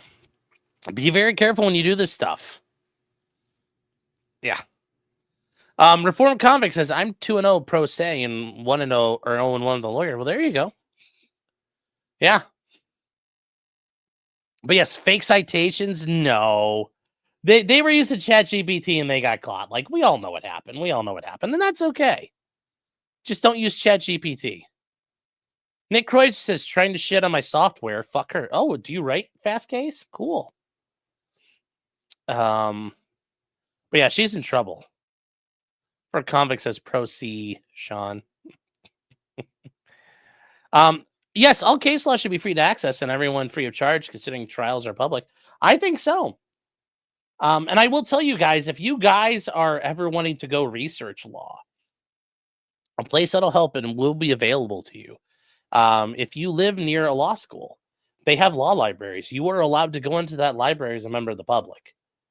You might even be able to, like, I don't know how to work checking out certain materials. Don't go during finals week. In the end of the semesters, don't do that because, like, it's not a good time. But go, like, if you went right now, like, you got some time, go now. Or wait till, like, the summer and go. But go to your local, like, law school's law library. Like, those are always kept up to date because, like, they can afford to spend all the money possible. Yeah, and read up on the law. Go to your local law library. Take a look what's around. Hopefully you should be able to get into those. But I agree. Like, this information should not be proprietary, but the problem is the reason why the stuff like these, like the law books behind me, you guys see this shit. You know why these things are expensive? Because some company sat down and put the time and effort and money into writing all this out and organizing it and then selling it to attorneys, because that way attorneys could prepare and learn and develop tools. So at some points, yes, there should be just generic law you should be able to get for free. But some of this stuff does cost money. And I understand why. Reformed Comics says, I live in the Appalachian Mountains, no school. There's the Appalachian School of Law. And that, I will say, that, you know, and there might be law schools closer than you think. Google your state and law schools in your state. Distance says, what do you recommend checking out? It all depends what you're doing. It all depends on what you're doing. I don't know. Or looking for. Is Westlaw still a thing? Yes, Westlaw and LexisNexis are the Coke and Pepsi of legal research. The case law is free and accessible. The databases are not. Yes.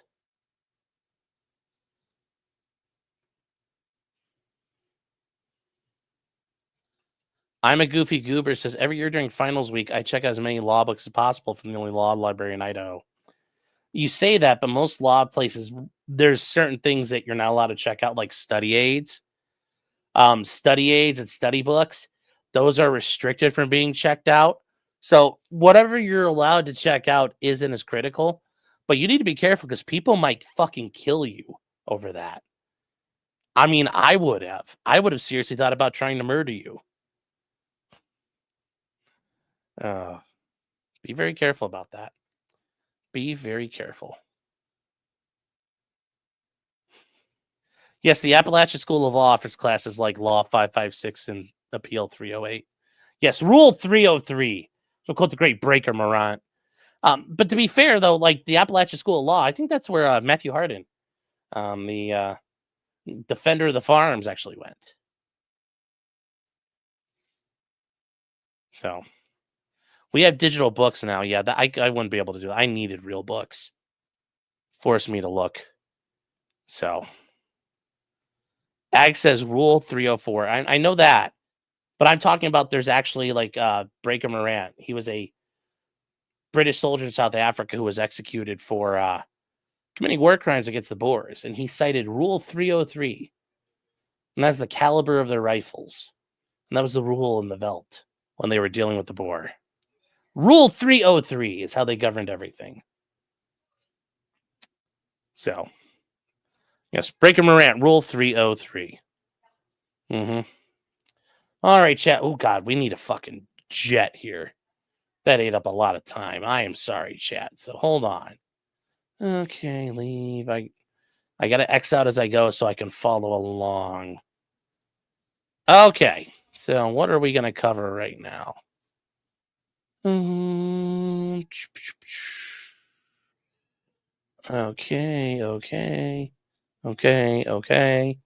All right, we're catching up here.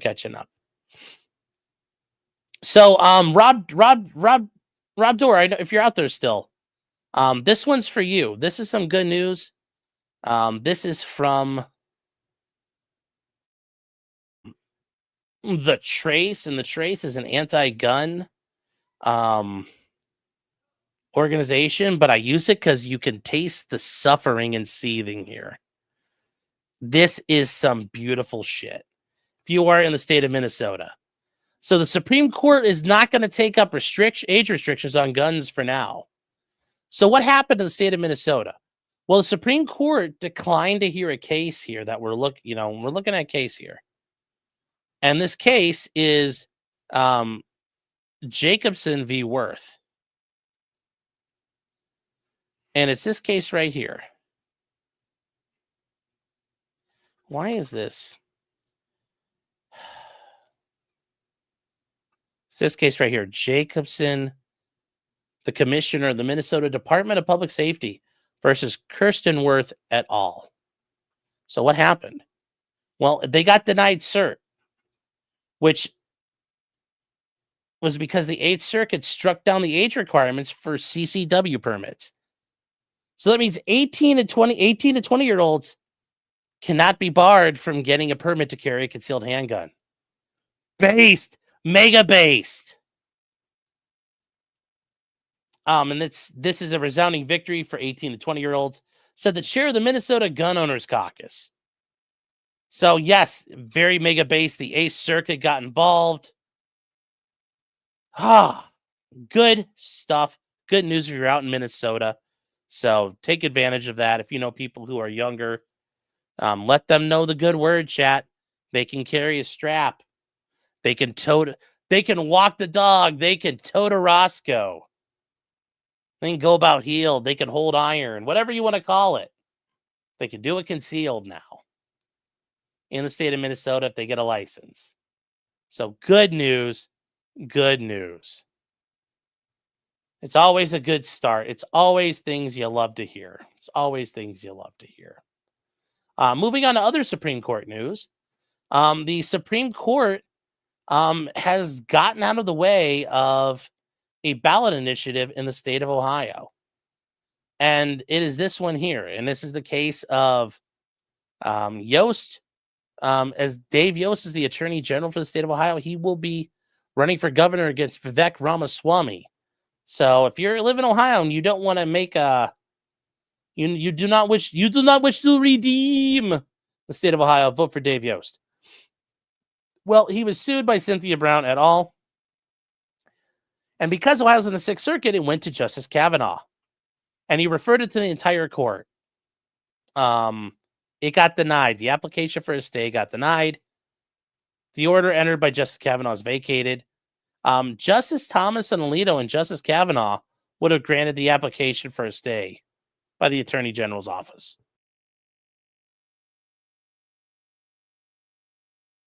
So what does that mean? It was 6-3. That means that John Roberts, Amy Coney Barrett, and Gorsuch all went the other way with Ketanji Brown Jackson, Elena Kagan, and Sonia Sotomayor. Now, what is this all about? Well, Ohio's going to have a ballot initiative about eliminating qualified immunity. Mega fucking based. Now, there were issues about getting all the requirements and all the signatures on things. But chat, it's going on the ballot in November. Mwah. Suffer, police. Suffer. Now, that doesn't mean that there will be federal qualified immunity still under a 1983 case. But under state law actions, you would be able to sue police, and they couldn't automatically hide behind qualified immunity under state action. So that is the good news. That is the very, very good news. So what has happened here? Well, there's an effort to prevent the getting on the ballots. And it would repeal the immunity defenses for government actors who for violations of constitutional civil rights. And I think it's fair. I think the government should be forced to come into court and defend themselves. And yes, I want to end qualified immunity, and I will be voting to end that. The government doesn't get to have a free fucking pass. Brimstone says, bad for white cops. Suffer. Suffer. Suffer. I don't care. Fuck them. They're not my friends. They ain't officer friendly to me. Don't care at all. I don't care. I don't care what they're looking to do. Charles, you'll be checking my record. What is the liberal argument for qualified immunity? I don't think there is one. It's generally most people on the left want to abolish qualified immunity. Yes, this is super based. Yep. It's good for equality and liberty. Anderson Cooper says Sean will care when taxes go up to pay for the lawsuits. Yeah, you know what though? But the shitbags won't be able to hide anymore. You know what? Things will get sorted out. Max Murray says, if I'm as fat as the mincing Nick R. whines about, do I get to vote twice? I don't know. Maybe I will. I'll try. Is this all qualified immunity or just police? At the state level, it'd be for all government officials. So all government officials would lose it. So I think it's good news. Good news. Take it away from everybody. Suffer. Suffer. It's always good news, Chad. It's always good news. Okay. Okay, here. Now, this one is where are we at here? Okay. This is we're gonna do this here, chat. We're running out of time here, so we're gonna knock some stuff out. This is interesting because this goes back, if you guys remember, back in 2016 through 2017, the other Trump administration, there was a thing called the DAPL, the DAPL, the Dakota Access Pipeline. There was a pipeline out in North Dakota that's being run on an Indian reservation. And there were issues about it poisoning drinking water and all of that. And there were all kinds of protests and Standing Rock. If you guys have ever heard about that, there was a whole thing about this protesting. Well, the government, there was a bunch of stuff has happened here. And this is one of the interesting ones here. So the federal government owes North Dakota nearly $28 million. North Dakota sued the federal government. And, you know, the state had to spend $38 million to police all the protesters. If you guys haven't seen this before, the protesters, this is actually pretty. We got a couple actions going. This is actually what they were doing. They were protesting and obstructing everything all over the place. One by the bridge, one by the river. This went on for years and years, and people set up shanty towns and all kinds of stuff. You feel it. You feel the tension. What are you doing? Your water is under attack. Stand up, fight back. We're here to pray. We're just here to pray. It's scary because to shoot bullets. So anyway, that's all that happened there. This went on and on and on and on and on. Yeah, they actually made a lot more mess than the pipeline did. It was actually really bad what they did where they were. So anyways, you back out of this. And a federal judge said that North Dakota is entitled to $28 million to deal with the Dakota Access protest. And yes, it was all part of the Standing Rock Sioux tribe's opposition to the pipeline crossing upstream from their river, which was part of their water supply. There was all kinds of stuff going on there, but you remember former governor Doug Burgum. Ah, yeah, it's like that name's familiar and that name rhymes. But the federal judge found that the United States liable on all counts, and the United States had a mandatory procedure it did not follow, and that harmed North Dakota. So yes, they didn't do anything right.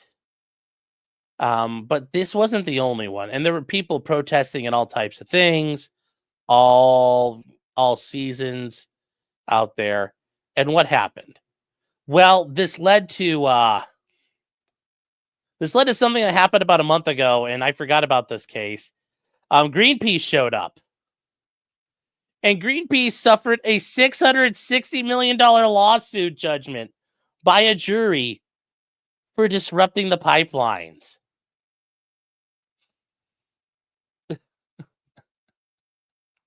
Oh, buddy. And these are all people protesting Standing Rock. They're protesting on behalf of that. They don't want the pipeline to go in. And notice, the Open Society Foundations, that's Soros. So, but anyways, a jury in North Dakota, I'm going to go through this. I found the verdict. I found everything in it. It's pretty crazy, the case. They have to pay hundreds of millions of dollars to the pipeline company for defamation and other claims that there were protests that were going on. They were worth almost $70 billion, and they sued Greenpeace because of defamation, orchestrating criminal behavior there, and they used a misinformation campaign to do it. So the 9-person jury, and that's the thing, guys, in civil cases, you're not always entitled to a full jury. They found in favor after more than 2 days of deliberations. It awarded $660 million. Ooh. Greenpeace says they're going to appeal. Well, suffer. Suffer, commies. Suffer. Oh, God. It's so good. It's so good. Greenpeace is one of the 3 organizations sued by the energy company. And they're going to go after everybody else, too. So we don't know what's going to happen here, but they're going to go after everybody else. Oh. So it'll be very interesting to see what they do. But that'll be suffer Greenpeace. Suffer. Which is kind of funny.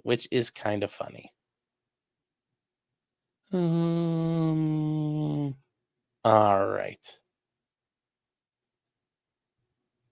And we're going to end on this one here, chat. This one is actually pretty funny here. This is the tale of the magistrate who told the truth too much. He really believed in Jordan Peterson. He's like, tell the truth. Be the hero. Tell the truth. Wash your penis. Well, the Honorable David James Hansen did very much that. So what happened? Well, this is the Iowa Supreme Court in a disciplinary proceeding, and they have an application to discipline him. Well, what happened? His application was granted, and he is removed. You're like, wait, what did he do? What did he do that was so bad? What was so bad that this guy did? What did he do that was so wrong? Yeah, what did he do that was not acceptable here? What did he do that was not acceptable? So he argued pro se. You can already tell where this is going, you guys. You can already tell where this is going. And, hold on here. What the hell is this? Oh, chat, hold on. I actually need to... Hold on, give me 1 second here.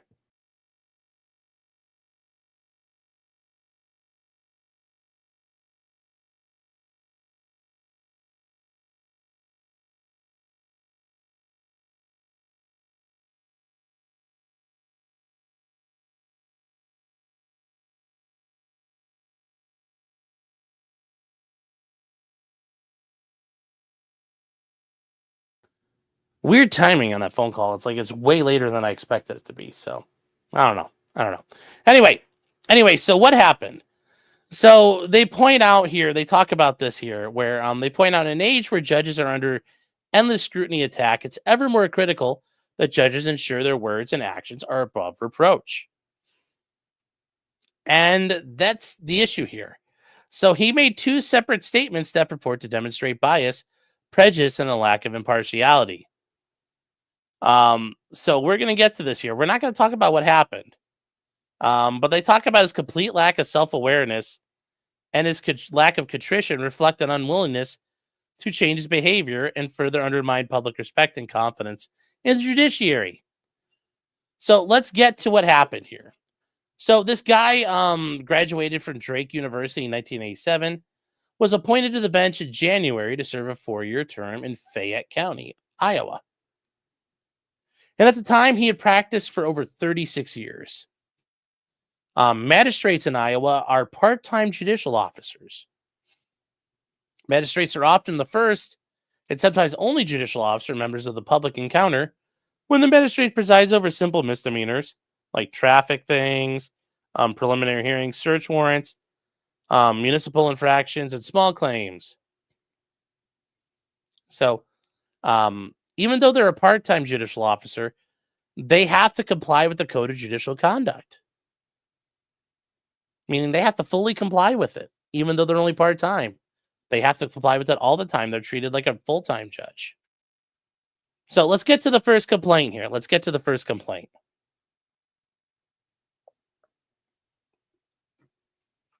Reformed Convict says, I too have a lack of self-awareness. So do I. I think we all do. But what did this guy do? What was so wrong? Did he just simply want to enjoy a succulent Chinese meal? Was that what was wrong? Was he mad because the police touched his penis? Well, we'll see. The first complaint. In August, approximately 6 months after he got appointed to the bench, they received a complaint about him from the chief judge of the First Judicial District based on the contents of a written order that he had recently entered denying a request for an arrest warrant. The administrative judge informed the chief judge of the contents of the order, and the chief judge referred it. The arrest warrant related to a criminal complaint involving allegations made by a 15-year-old boy as the victim of a sexual assault by a 17-year-old girl. The police officer filed an affidavit in support of the arrest warrant, describing in detail the events giving rise relayed to him by the alleged victim, known as John Doe. Magistrate Hansen entered a 6-page, single-spaced order. He put a lot of time into this, denying the request for a warrant on the basis he did not find John Doe credible, and therefore the warrant application lacked probable cause.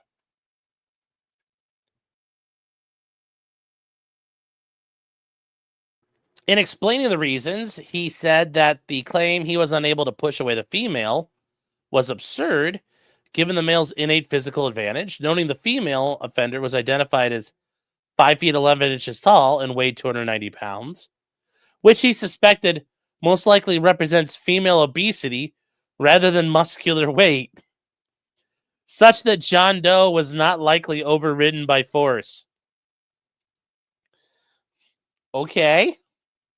Number 2, he explained that a self-respecting young man would have simply removed himself from any sexual touching that was truly unwelcome, describing his own response when he received an unwelcome sexual touch as a teenager. Okay. He described John Doe's actions as contrary to nature because the normal hormone-ridden teenage boy's reaction to being undressed by a teenage girl is, all right, I'm going to get some. And notice, chat, it's in quotes. That means he actually wrote that.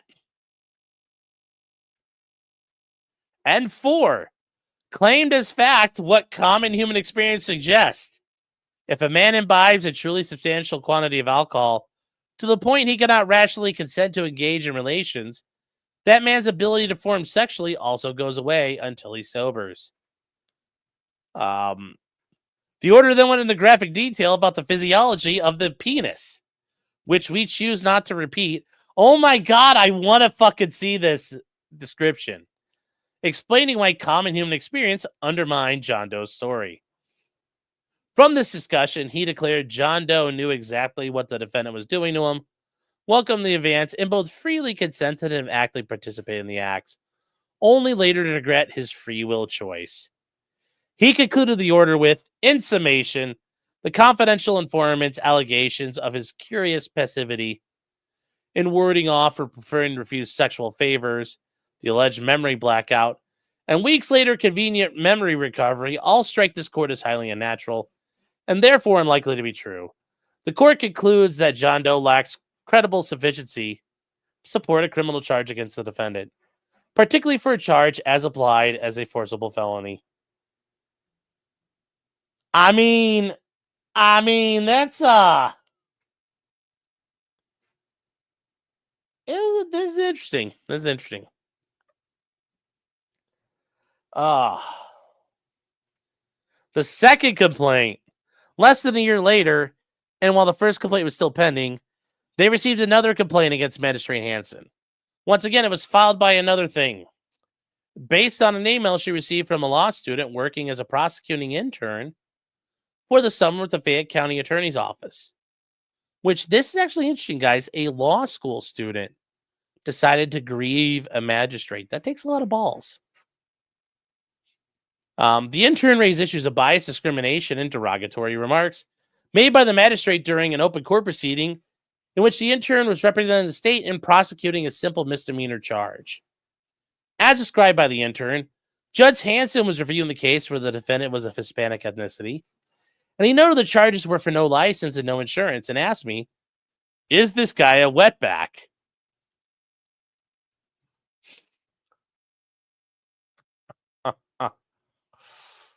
Oh, is this guy a wetback? Is he an illegal? He also asked if I was sure this was the defendant's real name. Ooh. And commented the defendant probably stole someone's ID card or identity. Ooh. Just drink your coffee, chat. Just drink your coffee. Whoa. I know some of you out there are like, this king needs his crown. Well, we choose to only repeat the above quoted racially derogatory slur in full once throughout the opinion. Meaning we're not going to keep doing it. Which means he said it a lot. Those remarks in court made the intern feel extremely uncomfortable and extremely concerned about affecting defendant's right to an impartial jurist. Yeah. So they talk about the investigation here and what happened. Well, they point out the magistrate never filed an answer to the complaints. He said he didn't intend to challenge the complaints or the charges against him, so a hearing was not needed. He appeared at the conference without counsel and declined an offer to adjourn to obtain representation. And he's just like, yeah, I'm going to go ahead and do it. And when they asked him to confirm his prior statement, he didn't intend to contest the facts. He said there's two issues. The more I assume more significant was my ruling in anger over what I thought was a specious request for an arrest warrant. And I own up for that. If I make a decision and somebody don't like it, well, I'm sorry. As for the other one, I don't recall the circumstances, and people can say whatever they want to say. Whatever's said, I have no way of identifying, so I'm going to argue there's no point. And he said there's no point in dragging everybody into a day's worth of work over what looks like about 4 minutes worth of testimony. I'm not going to put the commission to that. The commission can make whatever decision it wants to make, and I will roll with the punch and take whatever you give me. And they said it ultimately goes to the Supreme Court. He said, well, I guess if they want to shoot me, they can. I will accept whatever you think is right. So. But yes, there are problems here, chat. Like, you can't do that stuff. If you didn't know that, and you're the judge, you can't call people wetbacks. You can't ask if they're illegals like that. But yes, he completely prejudiced things. People have concerns about him doing the right stuff. And he didn't do the right thing here. He violated the code of judicial conduct. He does not resist anything the court says and does not complain that the commission is wrong. They point out, though, he attempts to explain his reasoning and makes excuses. But yes, you have to promote confidence in the judiciary. Acting like that doesn't do it. That is a big problem. You have to promote impartiality. People have to believe in you. And if you won't do it right, what's going to happen? And they go on and go on and go on. And they say it should go without saying the term wetback is racially derogatory. It's a highly offensive slur. It does not belong in a courtroom. This is not something you do. And they say, we cannot emphasize how inappropriate it was for the magistrate to use the slur in open court in reference to a Hispanic criminal defendant. Well, yeah. And they say, except we must say the obvious. The term is derogatory because Magistrate Hansen continues to defend his use of it. He does not dispute he said the word in open court. He assumed I did without thinking about it. Rather than recognize the term as a racial epithet it is, he labels it as someone's taboo that he apparently transgressed. And he cites a 1969 opinion where they talk about, people overhearing the term. They also he wants to use the term pickpocket or man of the road or a sneak thief.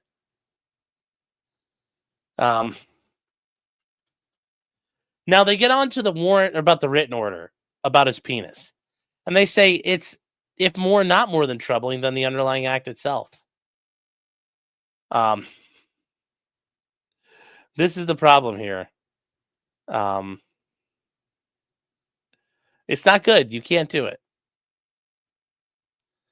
They talk about this case here where it's funny because there's a case out of New York, Henry Agresta. And they say racial epithets are indefensible when uttered by a private citizen, are especially offensive when spoken by a judge. Whether or not the judge meant to say nibba in the woodpile as a racial slur, the judge uses a term of nibba in any context as indefensible. And that he used the term in open court with black defendants before him and an obvious reference to a particular black person makes the conduct egregious. And they're talking about this is a case from 1985, so it's 40 years old. And even then, we knew you couldn't do this stuff. But he's demonstrated bias, prejudice, and harassment. So he can't do anything right. It causes problems. This is something they have to address. What are we going to do? What are we going to do? So they get to their disposition. They order him to be removed from office within 10 days of the filing of this opinion. And they say in the event that he's resigned, that they must certify that he is already there and he is done. But chat, can you promote him? No, he's not able to promote. No, chat. No, chat. No, we're not allowed to do that. We're not allowed to do that, chat. Okay. You can't do that. I am not going to allow you to do that.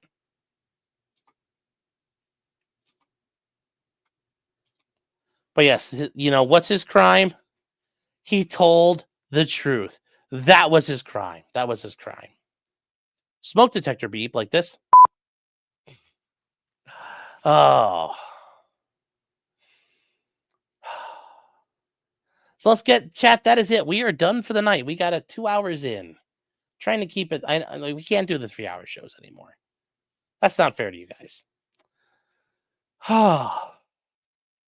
So Stephen Cooper's been a member for 16 months. Thank you, Stephen, for that support. It says, woohoo, kaleidoscope. Yes. Ellie Fat says, don't make my dog bark. Okay.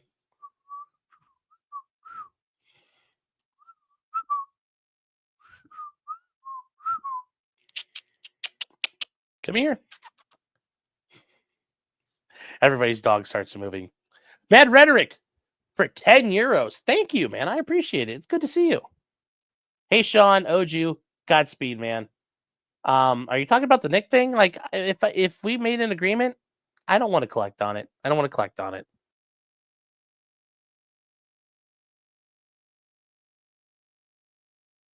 I was going to pay up if I owed, but I hope it's, I never meant it that way. Stephen Cooper for $2 is green power. Yes. Yes. Okay.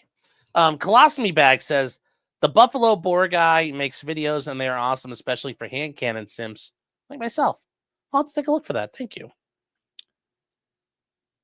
Hodor says, Sean, on one of Nick's recent streams, some super chat said you were a ton in a roundabout way. Can you imagine? I know.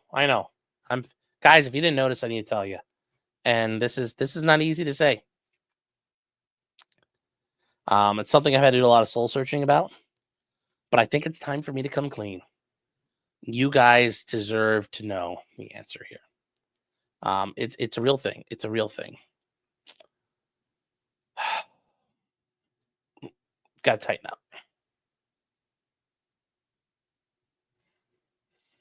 I'm fat. I'm very fat. I'm sorry it has to come out like this, but it's here now.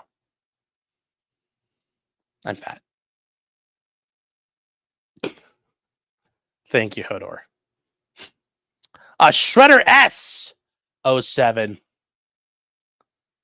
gifted 5 subs.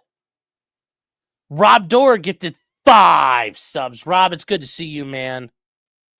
And then Winter Soldier coming out with 10 subs, chat. Let's go. Let's make America green again. Pray the gray away. Get some more H1 green visas going. Let's get on all of that. Let's get after it. Let's make sure these grays know they're not welcome here anymore. See this? That means not welcome. That means, chat, not welcome. Major Wendy for $2.99 Australian. For 3 Australian dollar doodles says, I'm an Australian lawyer here. Keep up the funny work. Beware mail. Well, thank you. You know, from player to player, pimp to pimp. Hope you're doing well out there. I am Bob, who's been a member for 5 months. Thank you, Bob. Says, dude, you don't have a knife? The speared Washington driver. Not sure what you're getting at there, but no, I did have a knife up here, but I got so much shit on my desk I can't find it. So somewhere around here. Tuesret. It's been a word from 1 month. Thank you for the support. Saying, Sean says, I'm glad. Did you get me and Copium's present? Yeah, yes, we did, and we opened it. A lot of fun, a lot of cool stuff there. Super Wiener's been a member for 14 months. Says, Stonichiwa, bish. Thank you for the support. And then Carlos Ramirez, who's been a member for 20 months. Like I said, guys, these numbers are very, like, it's so cool to see. And I also know some of you out there, like, you know, you can't afford it or you haven't been able to do it. That's okay. I'm not saying, like, in a bad way. I'm just saying seeing a number like that, and I see your names out there, but just having a number attached to it, it really gives you, like, perspective. 20 months. It's a long time. So thank you for being here, Carlos. He says, with the shirts Nick has been wearing, sus as fuck. It's like, fair enough. Fair enough. Muzzy Skeleton says, Sean could drink an Asahi Super Dry. I can also drink sake. Yes, I can. The Tim of Tams. For 20 Australian dollary doodles. How are you doing, Tim? I know you're over there on the pre-stream with Thermo. And I was going to ask you, do you call this like Tim of Tams, like the chocolate biscuit, like the Tim Tam, or is that just something else? I'm just curious because I didn't know. Anyways, uses get some Tamiya panel liner for those models. I do have some, but I've actually become very I've actually really liked the idea of black basing things and panel lining with paint.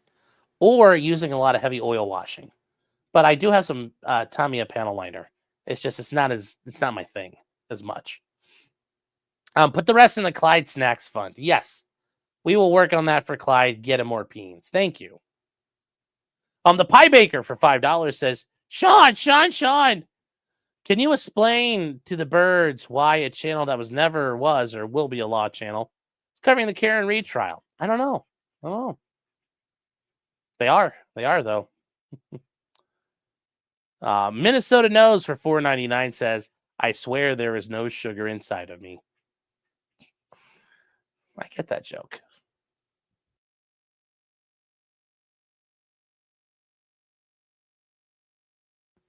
Blanco Boy for $4.99. Thank you. And thank you for being here. Says, could you please explain the cover term? I've never understood it. Obviously, I'm a nerd and likely an incel as well. The cover was the name that they actually called themselves. They self-glossed, which is never a good thing. When you're self-glossing, it's always cringe. But they came up with the name themselves. I think the women did. April or Kayla came up with it. They called themselves the cover. And it was just cover Qover. Like they were going to cover each other and keep it quiet. And why does it look like I have like a weird like ponytail thing going on? I don't know, chat. Like it's annoying. I don't know. Why is it? That's weird. There we go.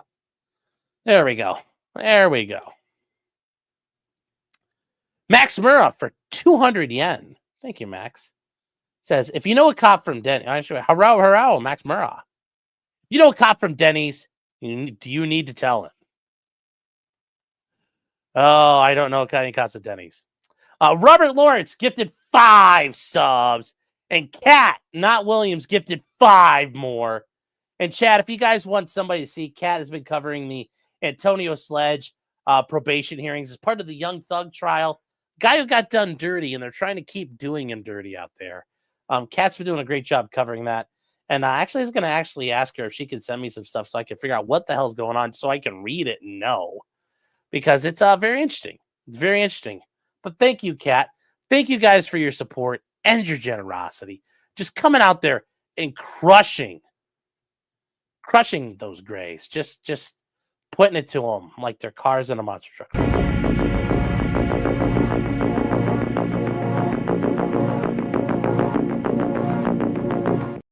Crushing them out. Just crushing them out. All right. Snoop STP says, Minnesota Public Records isn't you either. Sean. Shh. First of all, lower your voice. Oh, Jamie Steklicki for $4.99 says, FYI, a ping pong ball size of Coke rocks explains early onset ED. I'll always thank Nick for that info. Yeah, hey, use him as an example of what to do or not to do. Squizgar for $20. Thank you, man. I appreciate that.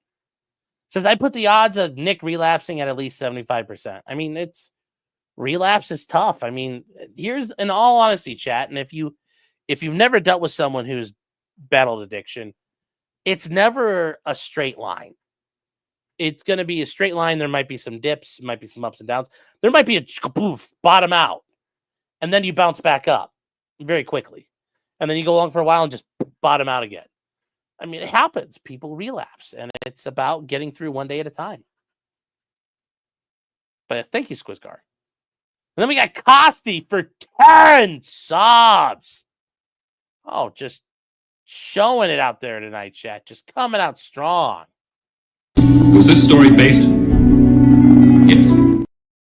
Very based. Very based, chat.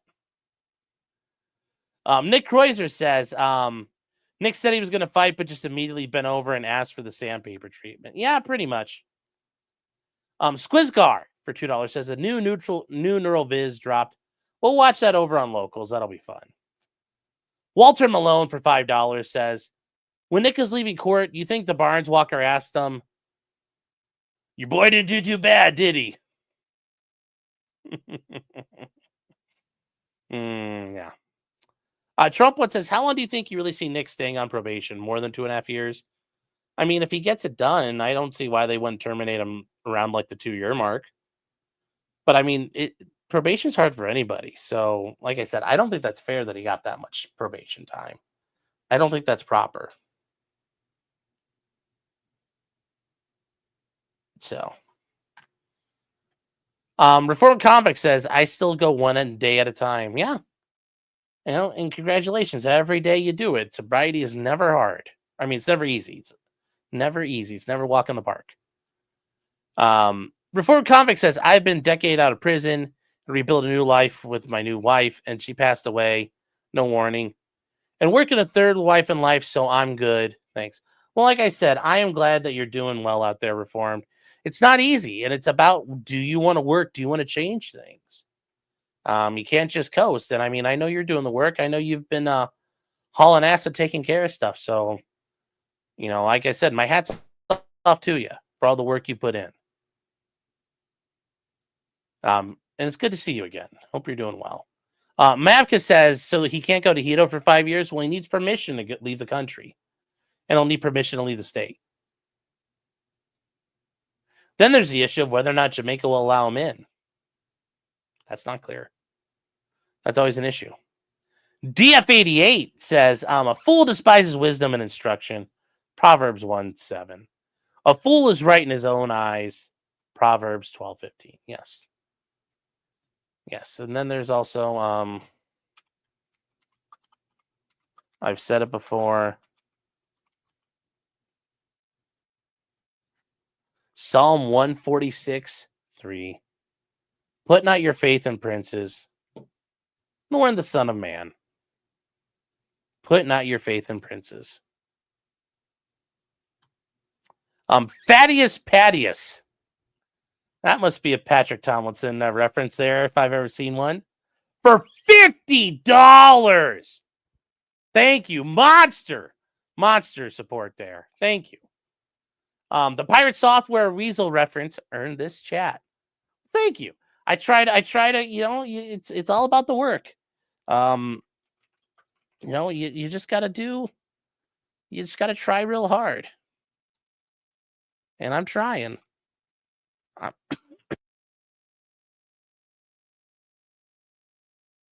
I'm like Mr. Meeseeks. Ooh, he's trying real hard. But thank you. I appreciate that.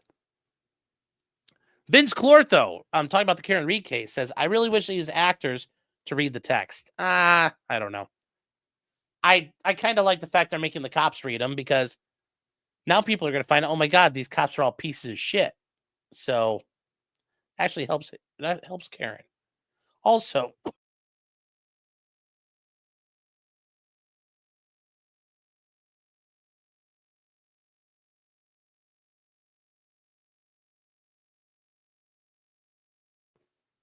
for Karen, hearing the monotonous droning on and on kills the value of them. So, Sky Queen says, watch with Sean. He time travels the sidebars and breaks. It's the only way to watch. Yes. When we're watching the trial streams, we're catching up. We could skip all the breaks. We could skip all the sidebars. And we watch at like 1.25 speed. And it's impressive. Even at that rate, it sounds like people are talking normally. The only thing that looks weird is when they have like weird hand gestures and they go everywhere. Other than that, it's not bad.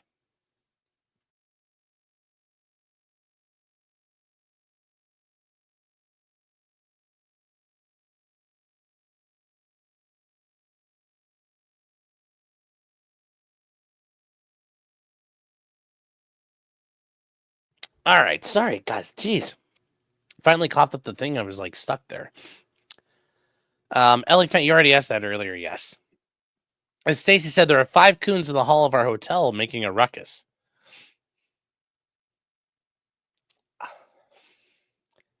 I'm not sure how you mean that.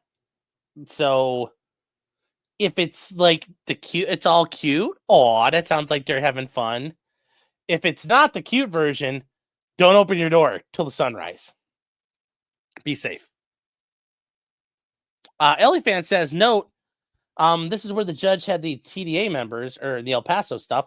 It's in Jasmine Crockett's district. Ooh, interesting. Thank you. That's a shame says, why are you accepting appeals, retard? I agree. Why are you doing the appeal on this? Ellie Fan says the law library is full of nerds. Yes. Bad Weather Biker says, don't forget the Spicer Cream Pie Company. Thank you. Thank you, Bad Weather Biker. It's good to see you, man. Hope you're doing well. It's been a little while. Michelle has been a member for 16 months. She says, you're the best. Thank you. I appreciate the support. Oh, one old guy's opinion for $2. She said, come taste my chocolate biscuit, boy. Okay. I'm sure that's what she said. Ooh. And then Shredder S 07. Gifted 10 more subs, chat. 10 more. Everybody tonight showing your support, your generosity, just doing your part out there to help win the battle. Fight for the future. I'm doing my part. I'm doing my part. I'm doing my part. I'm doing my part too. They're doing their part. Are you? They are doing their part, so I don't have to point at them. So thank you guys for stepping up like that. And then No for 1,000 Argentine pesos. Did the math on that one. Still, you know what? It's a red boy. It's a red boy in chat. That's all that matters right now, you guys. Doesn't matter. It doesn't matter because it's a red bar up there. That's all you want. Ellie Fan says, is that $1? No, it's actually 85 cents. But it's a red boy up at top. You know what? It's red. That's all that matters. It's a red thing up there. So it helps the esteem. So. So, what? Oh my gosh. Hold on one second, chat. 2.0 is calling. I'm sure it's okay.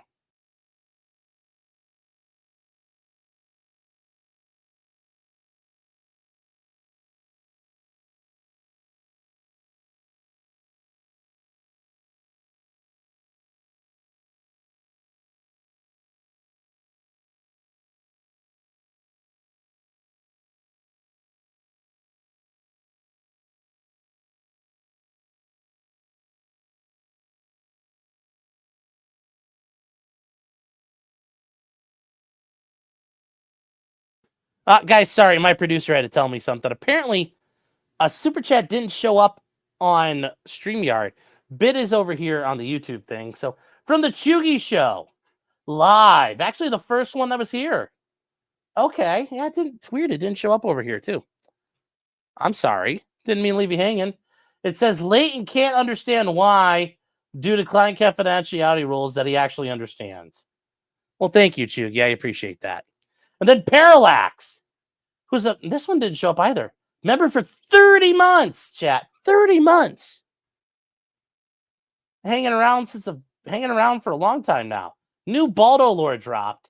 Nick sat in the cuck chair. Yes, I did see those comments from Yellow Flash, and it's like, whoa, buddy. Whoa. Whoa, that's interesting. That is some very interesting stuff out there. So, yeah. So, Chugi and Parallax, I'm sorry I didn't see those before. That is my fault. That is my fault. And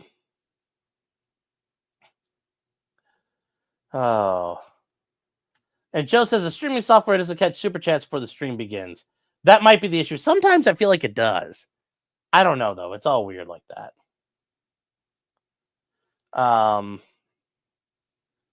But anyways, getting back to No here. We got to get to this now. Because he put a red boy in there. He says, you'll have to excuse my question. There is never any need to excuse to ask questions. No such thing as a dumb question either. Because if you're thinking it, other people are definitely thinking about it. I am under a heavy disability called civil law as opposed to common law. And that is an issue. If I got it right, Nick can face up to 20 months of enjoying prison if he fucks up his probation. Roughly, it looks like he could do that, at least probably roughly about 2 years. Yeah, the judge could give him a nice little stretch of time. So, Yeah, he can. I mean, it's not like he's only facing the 30 days in jail maximum. If he fucks up probation, he's hopping on the bus and going to the DRC or DOC, whatever they call it there. Yeah. No, he'd be in the he'd be having he'd be asking for people to donate for his commissary. And somebody like Nick in prison, fool. Man, dudes on the tiers be charging his ass rent. I mean, imagine that. He's gonna have to like click up with like the white supremacist gangs, and they're gonna start trying to tat him. They're like, "What are all these gay flowers and shit?" He'll be like, well. So yeah, it's be very interesting. Very interesting. Like I said, I think he's gonna do it. I hope he does it. I hope I don't want to see people go to jail. I don't want to see people get in trouble. I don't want to see that hurt. Not only that's gonna hurt his family a lot. I mean, so no, I hope he does it. I hope he gets it done. I know he doesn't believe me, but yeah, I hope he gets it done. Grandlighter 28 says, but Sean, you don't understand. Aaron ate his goo. Yes, I am aware. I am aware.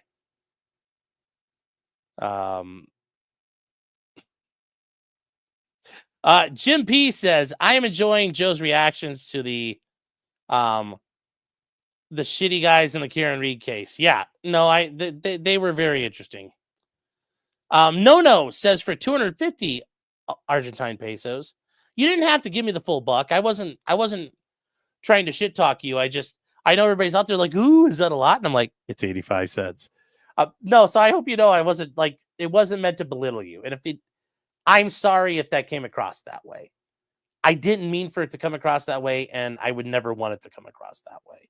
So I am very sorry. If it did, let me know, because I'd like to make it up to you. But anyways, here's the rest of the full buck. YouTube will allow me to use USD, and the max that allows me to super chat is 5,000 pesos. No, like I for a long time, that's how people used to fuck with streamers, by super chatting in Argentine pesos. So no, but you doing it? No, man, you have nothing to be ashamed of. Your president's pretty fucking based down there, fixing your economy. Never feel like you have to, you're obligated to do anything here. I appreciate every single person. If you just are lurking and running up my view counts, thank you. If you like it, thank you. If you subscribe, thank you. If you just type a comment once in a while, you tell me you think I suck and hope I die in a fire, thank you. You care enough to say that. Whatever you're doing out there, I appreciate. So please don't ever feel obligated. I don't want you to ever feel obligated. Oh, you're like, I know it's a funny, you're all good. Okay, I just want to make sure. Like I said, just want to make sure we're all good here.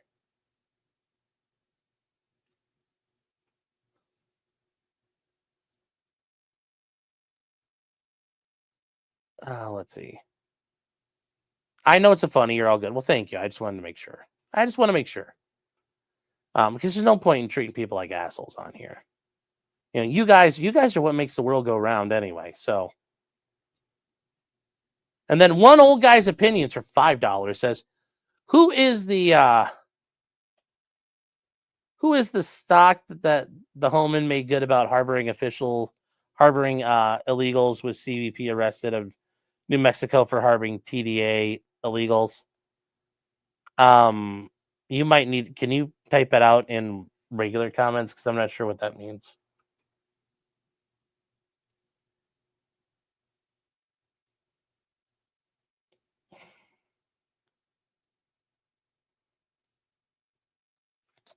Let's see here. Pause is saying a good lawyer would have told Nick to do the 30 days with no probation. Oh no, if Nick tried to do that, judge would say you're not doing probation, you're going to fucking prison. So no, there was no like, oh, there's no shortcutting this. If Nick violates, he's gonna get violated. They're gonna keep him back out on probation, and then if he fucks up again, he'll go to prison. So no, there is no, oh, judge, I'll short circuit your ass. It doesn't work that way. You won't be able to play that game. He will send you to fucking prison. I would never recommend that.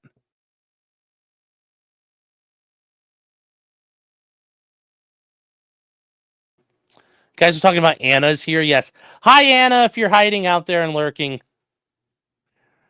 Oh. Oh, who was stoked for the arrest of the New Mexico judge? Yes, I'm stoked. Suffer, Your Honor, suffer.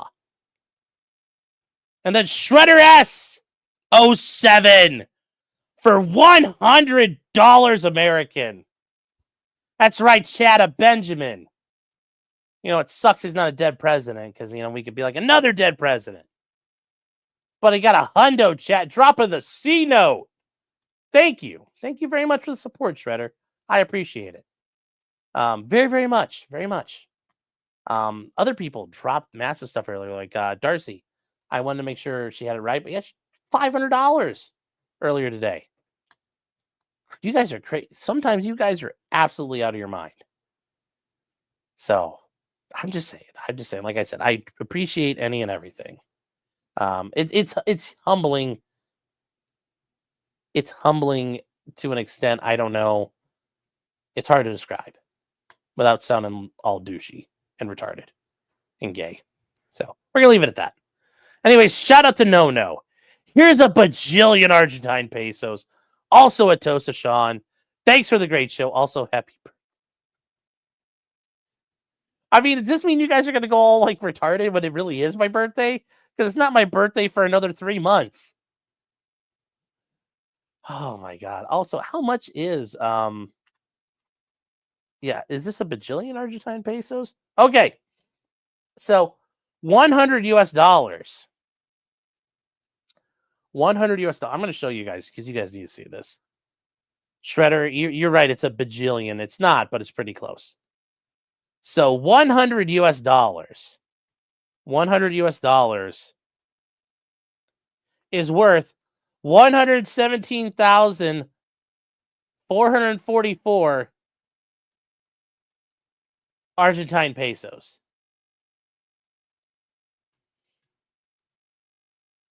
That's a lot.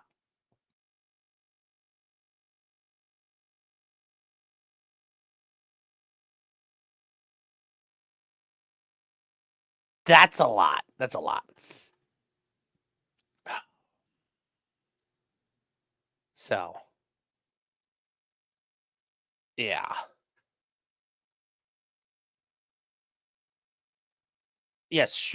No, already knew. Yes. Erica says that's every day. It's my birthday. Thanks. Yes, happy birthday. Thank you. Guys, my birthday's in August. It's not in... If you're new and you don't know that.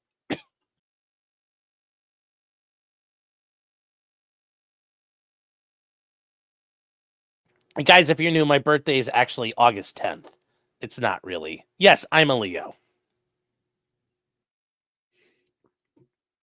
Yes, you would need a truck to move $100.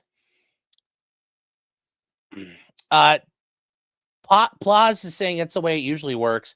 If you're in a misdemeanor situation, yeah, saying, you know what, fuck it, I'll just go do some jail time instead of the probation. Sure. In Nick's case, that's not the option. It's prison or probation.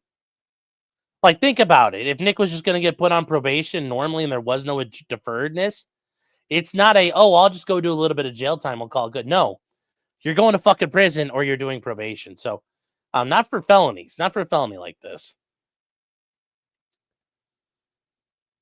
I'd say put the 5-year conversion chart and weep.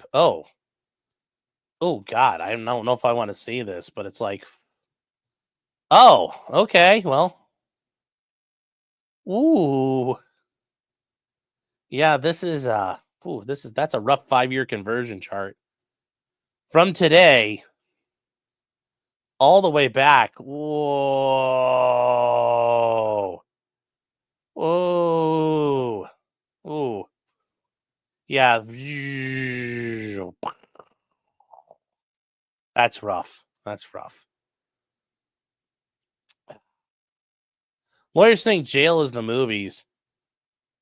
I mean, for like, I don't think it's bad, but like, nobody like wants to go to fucking jail.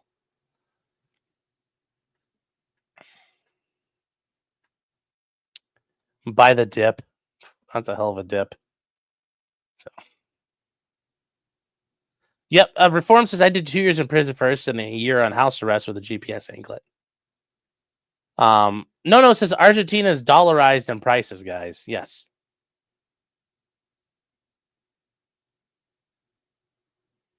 Today is actually my birthday. No, it's not.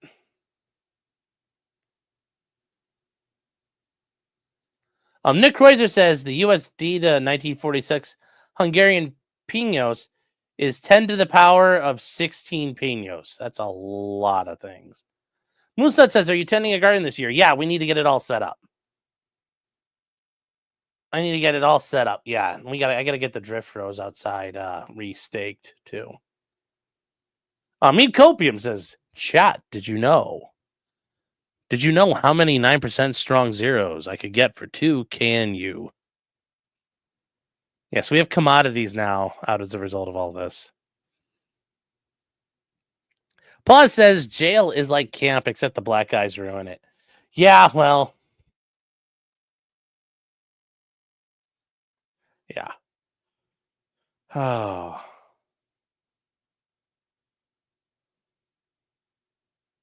How many takas is a KNU? I don't know. Oh. So, all right, chat. We're all set. We're all done. I caught up all the comments here. I think we're all set, guys. So, thank you all for being here tonight. We will be back at it for Karen Reed tomorrow. It's going to be a later start because at 7:15 Eastern, I am going to be joining Tyler Yonke over at the Libertarian Podcast Review. Remember, chat, it's your #1 podcast review for libertarian things. It's also your #1 libertarian podcast review. So not only just a review of libertarian podcasts, but also a libertarian review of podcasts. Tyler does it all, and we will be kind of doing a retrospective on the RQ tomorrow night, 7:15 Eastern. I will send you guys a link when Tyler puts it up. But right now we don't have one. So, yeah, it is what it is, chat.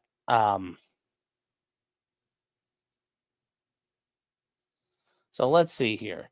We need to do a redirect here. When are we going to redirect to?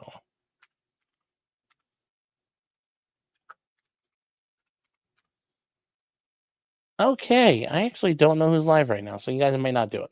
Anyways, we're going to head over to Locals chat. Remember, meet us over at Locals, potentiallycriminal.locals.com with the promo code WHIPIT. And you can meet us over there for the free show. Yes, use the code He's Fat for 0%. But guys, yes, potentiallycriminal.locals.com. So with that said, chat, tonight, we are all set. And all I can say is we'll keep going on Karen Reed. And just remember, until next time, chat, just because you did it does not mean you're guilty.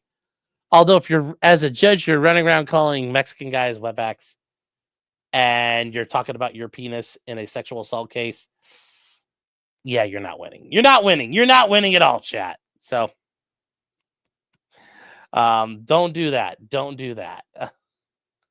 I will see you guys over at Locals, and we will take off from there. So good night, chat, and I will see you tomorrow.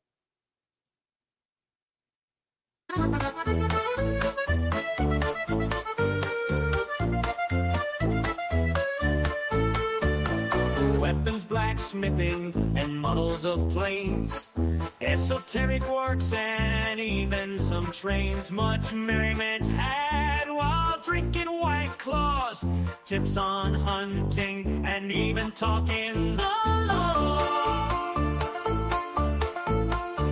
Whatever you do, just don't talk to cops, even when they nab you on illegal stops. Just 'cause you did it doesn't mean you're guilty, but please talk to a local attorney. Was that the fat guy Rekieta? Yeah.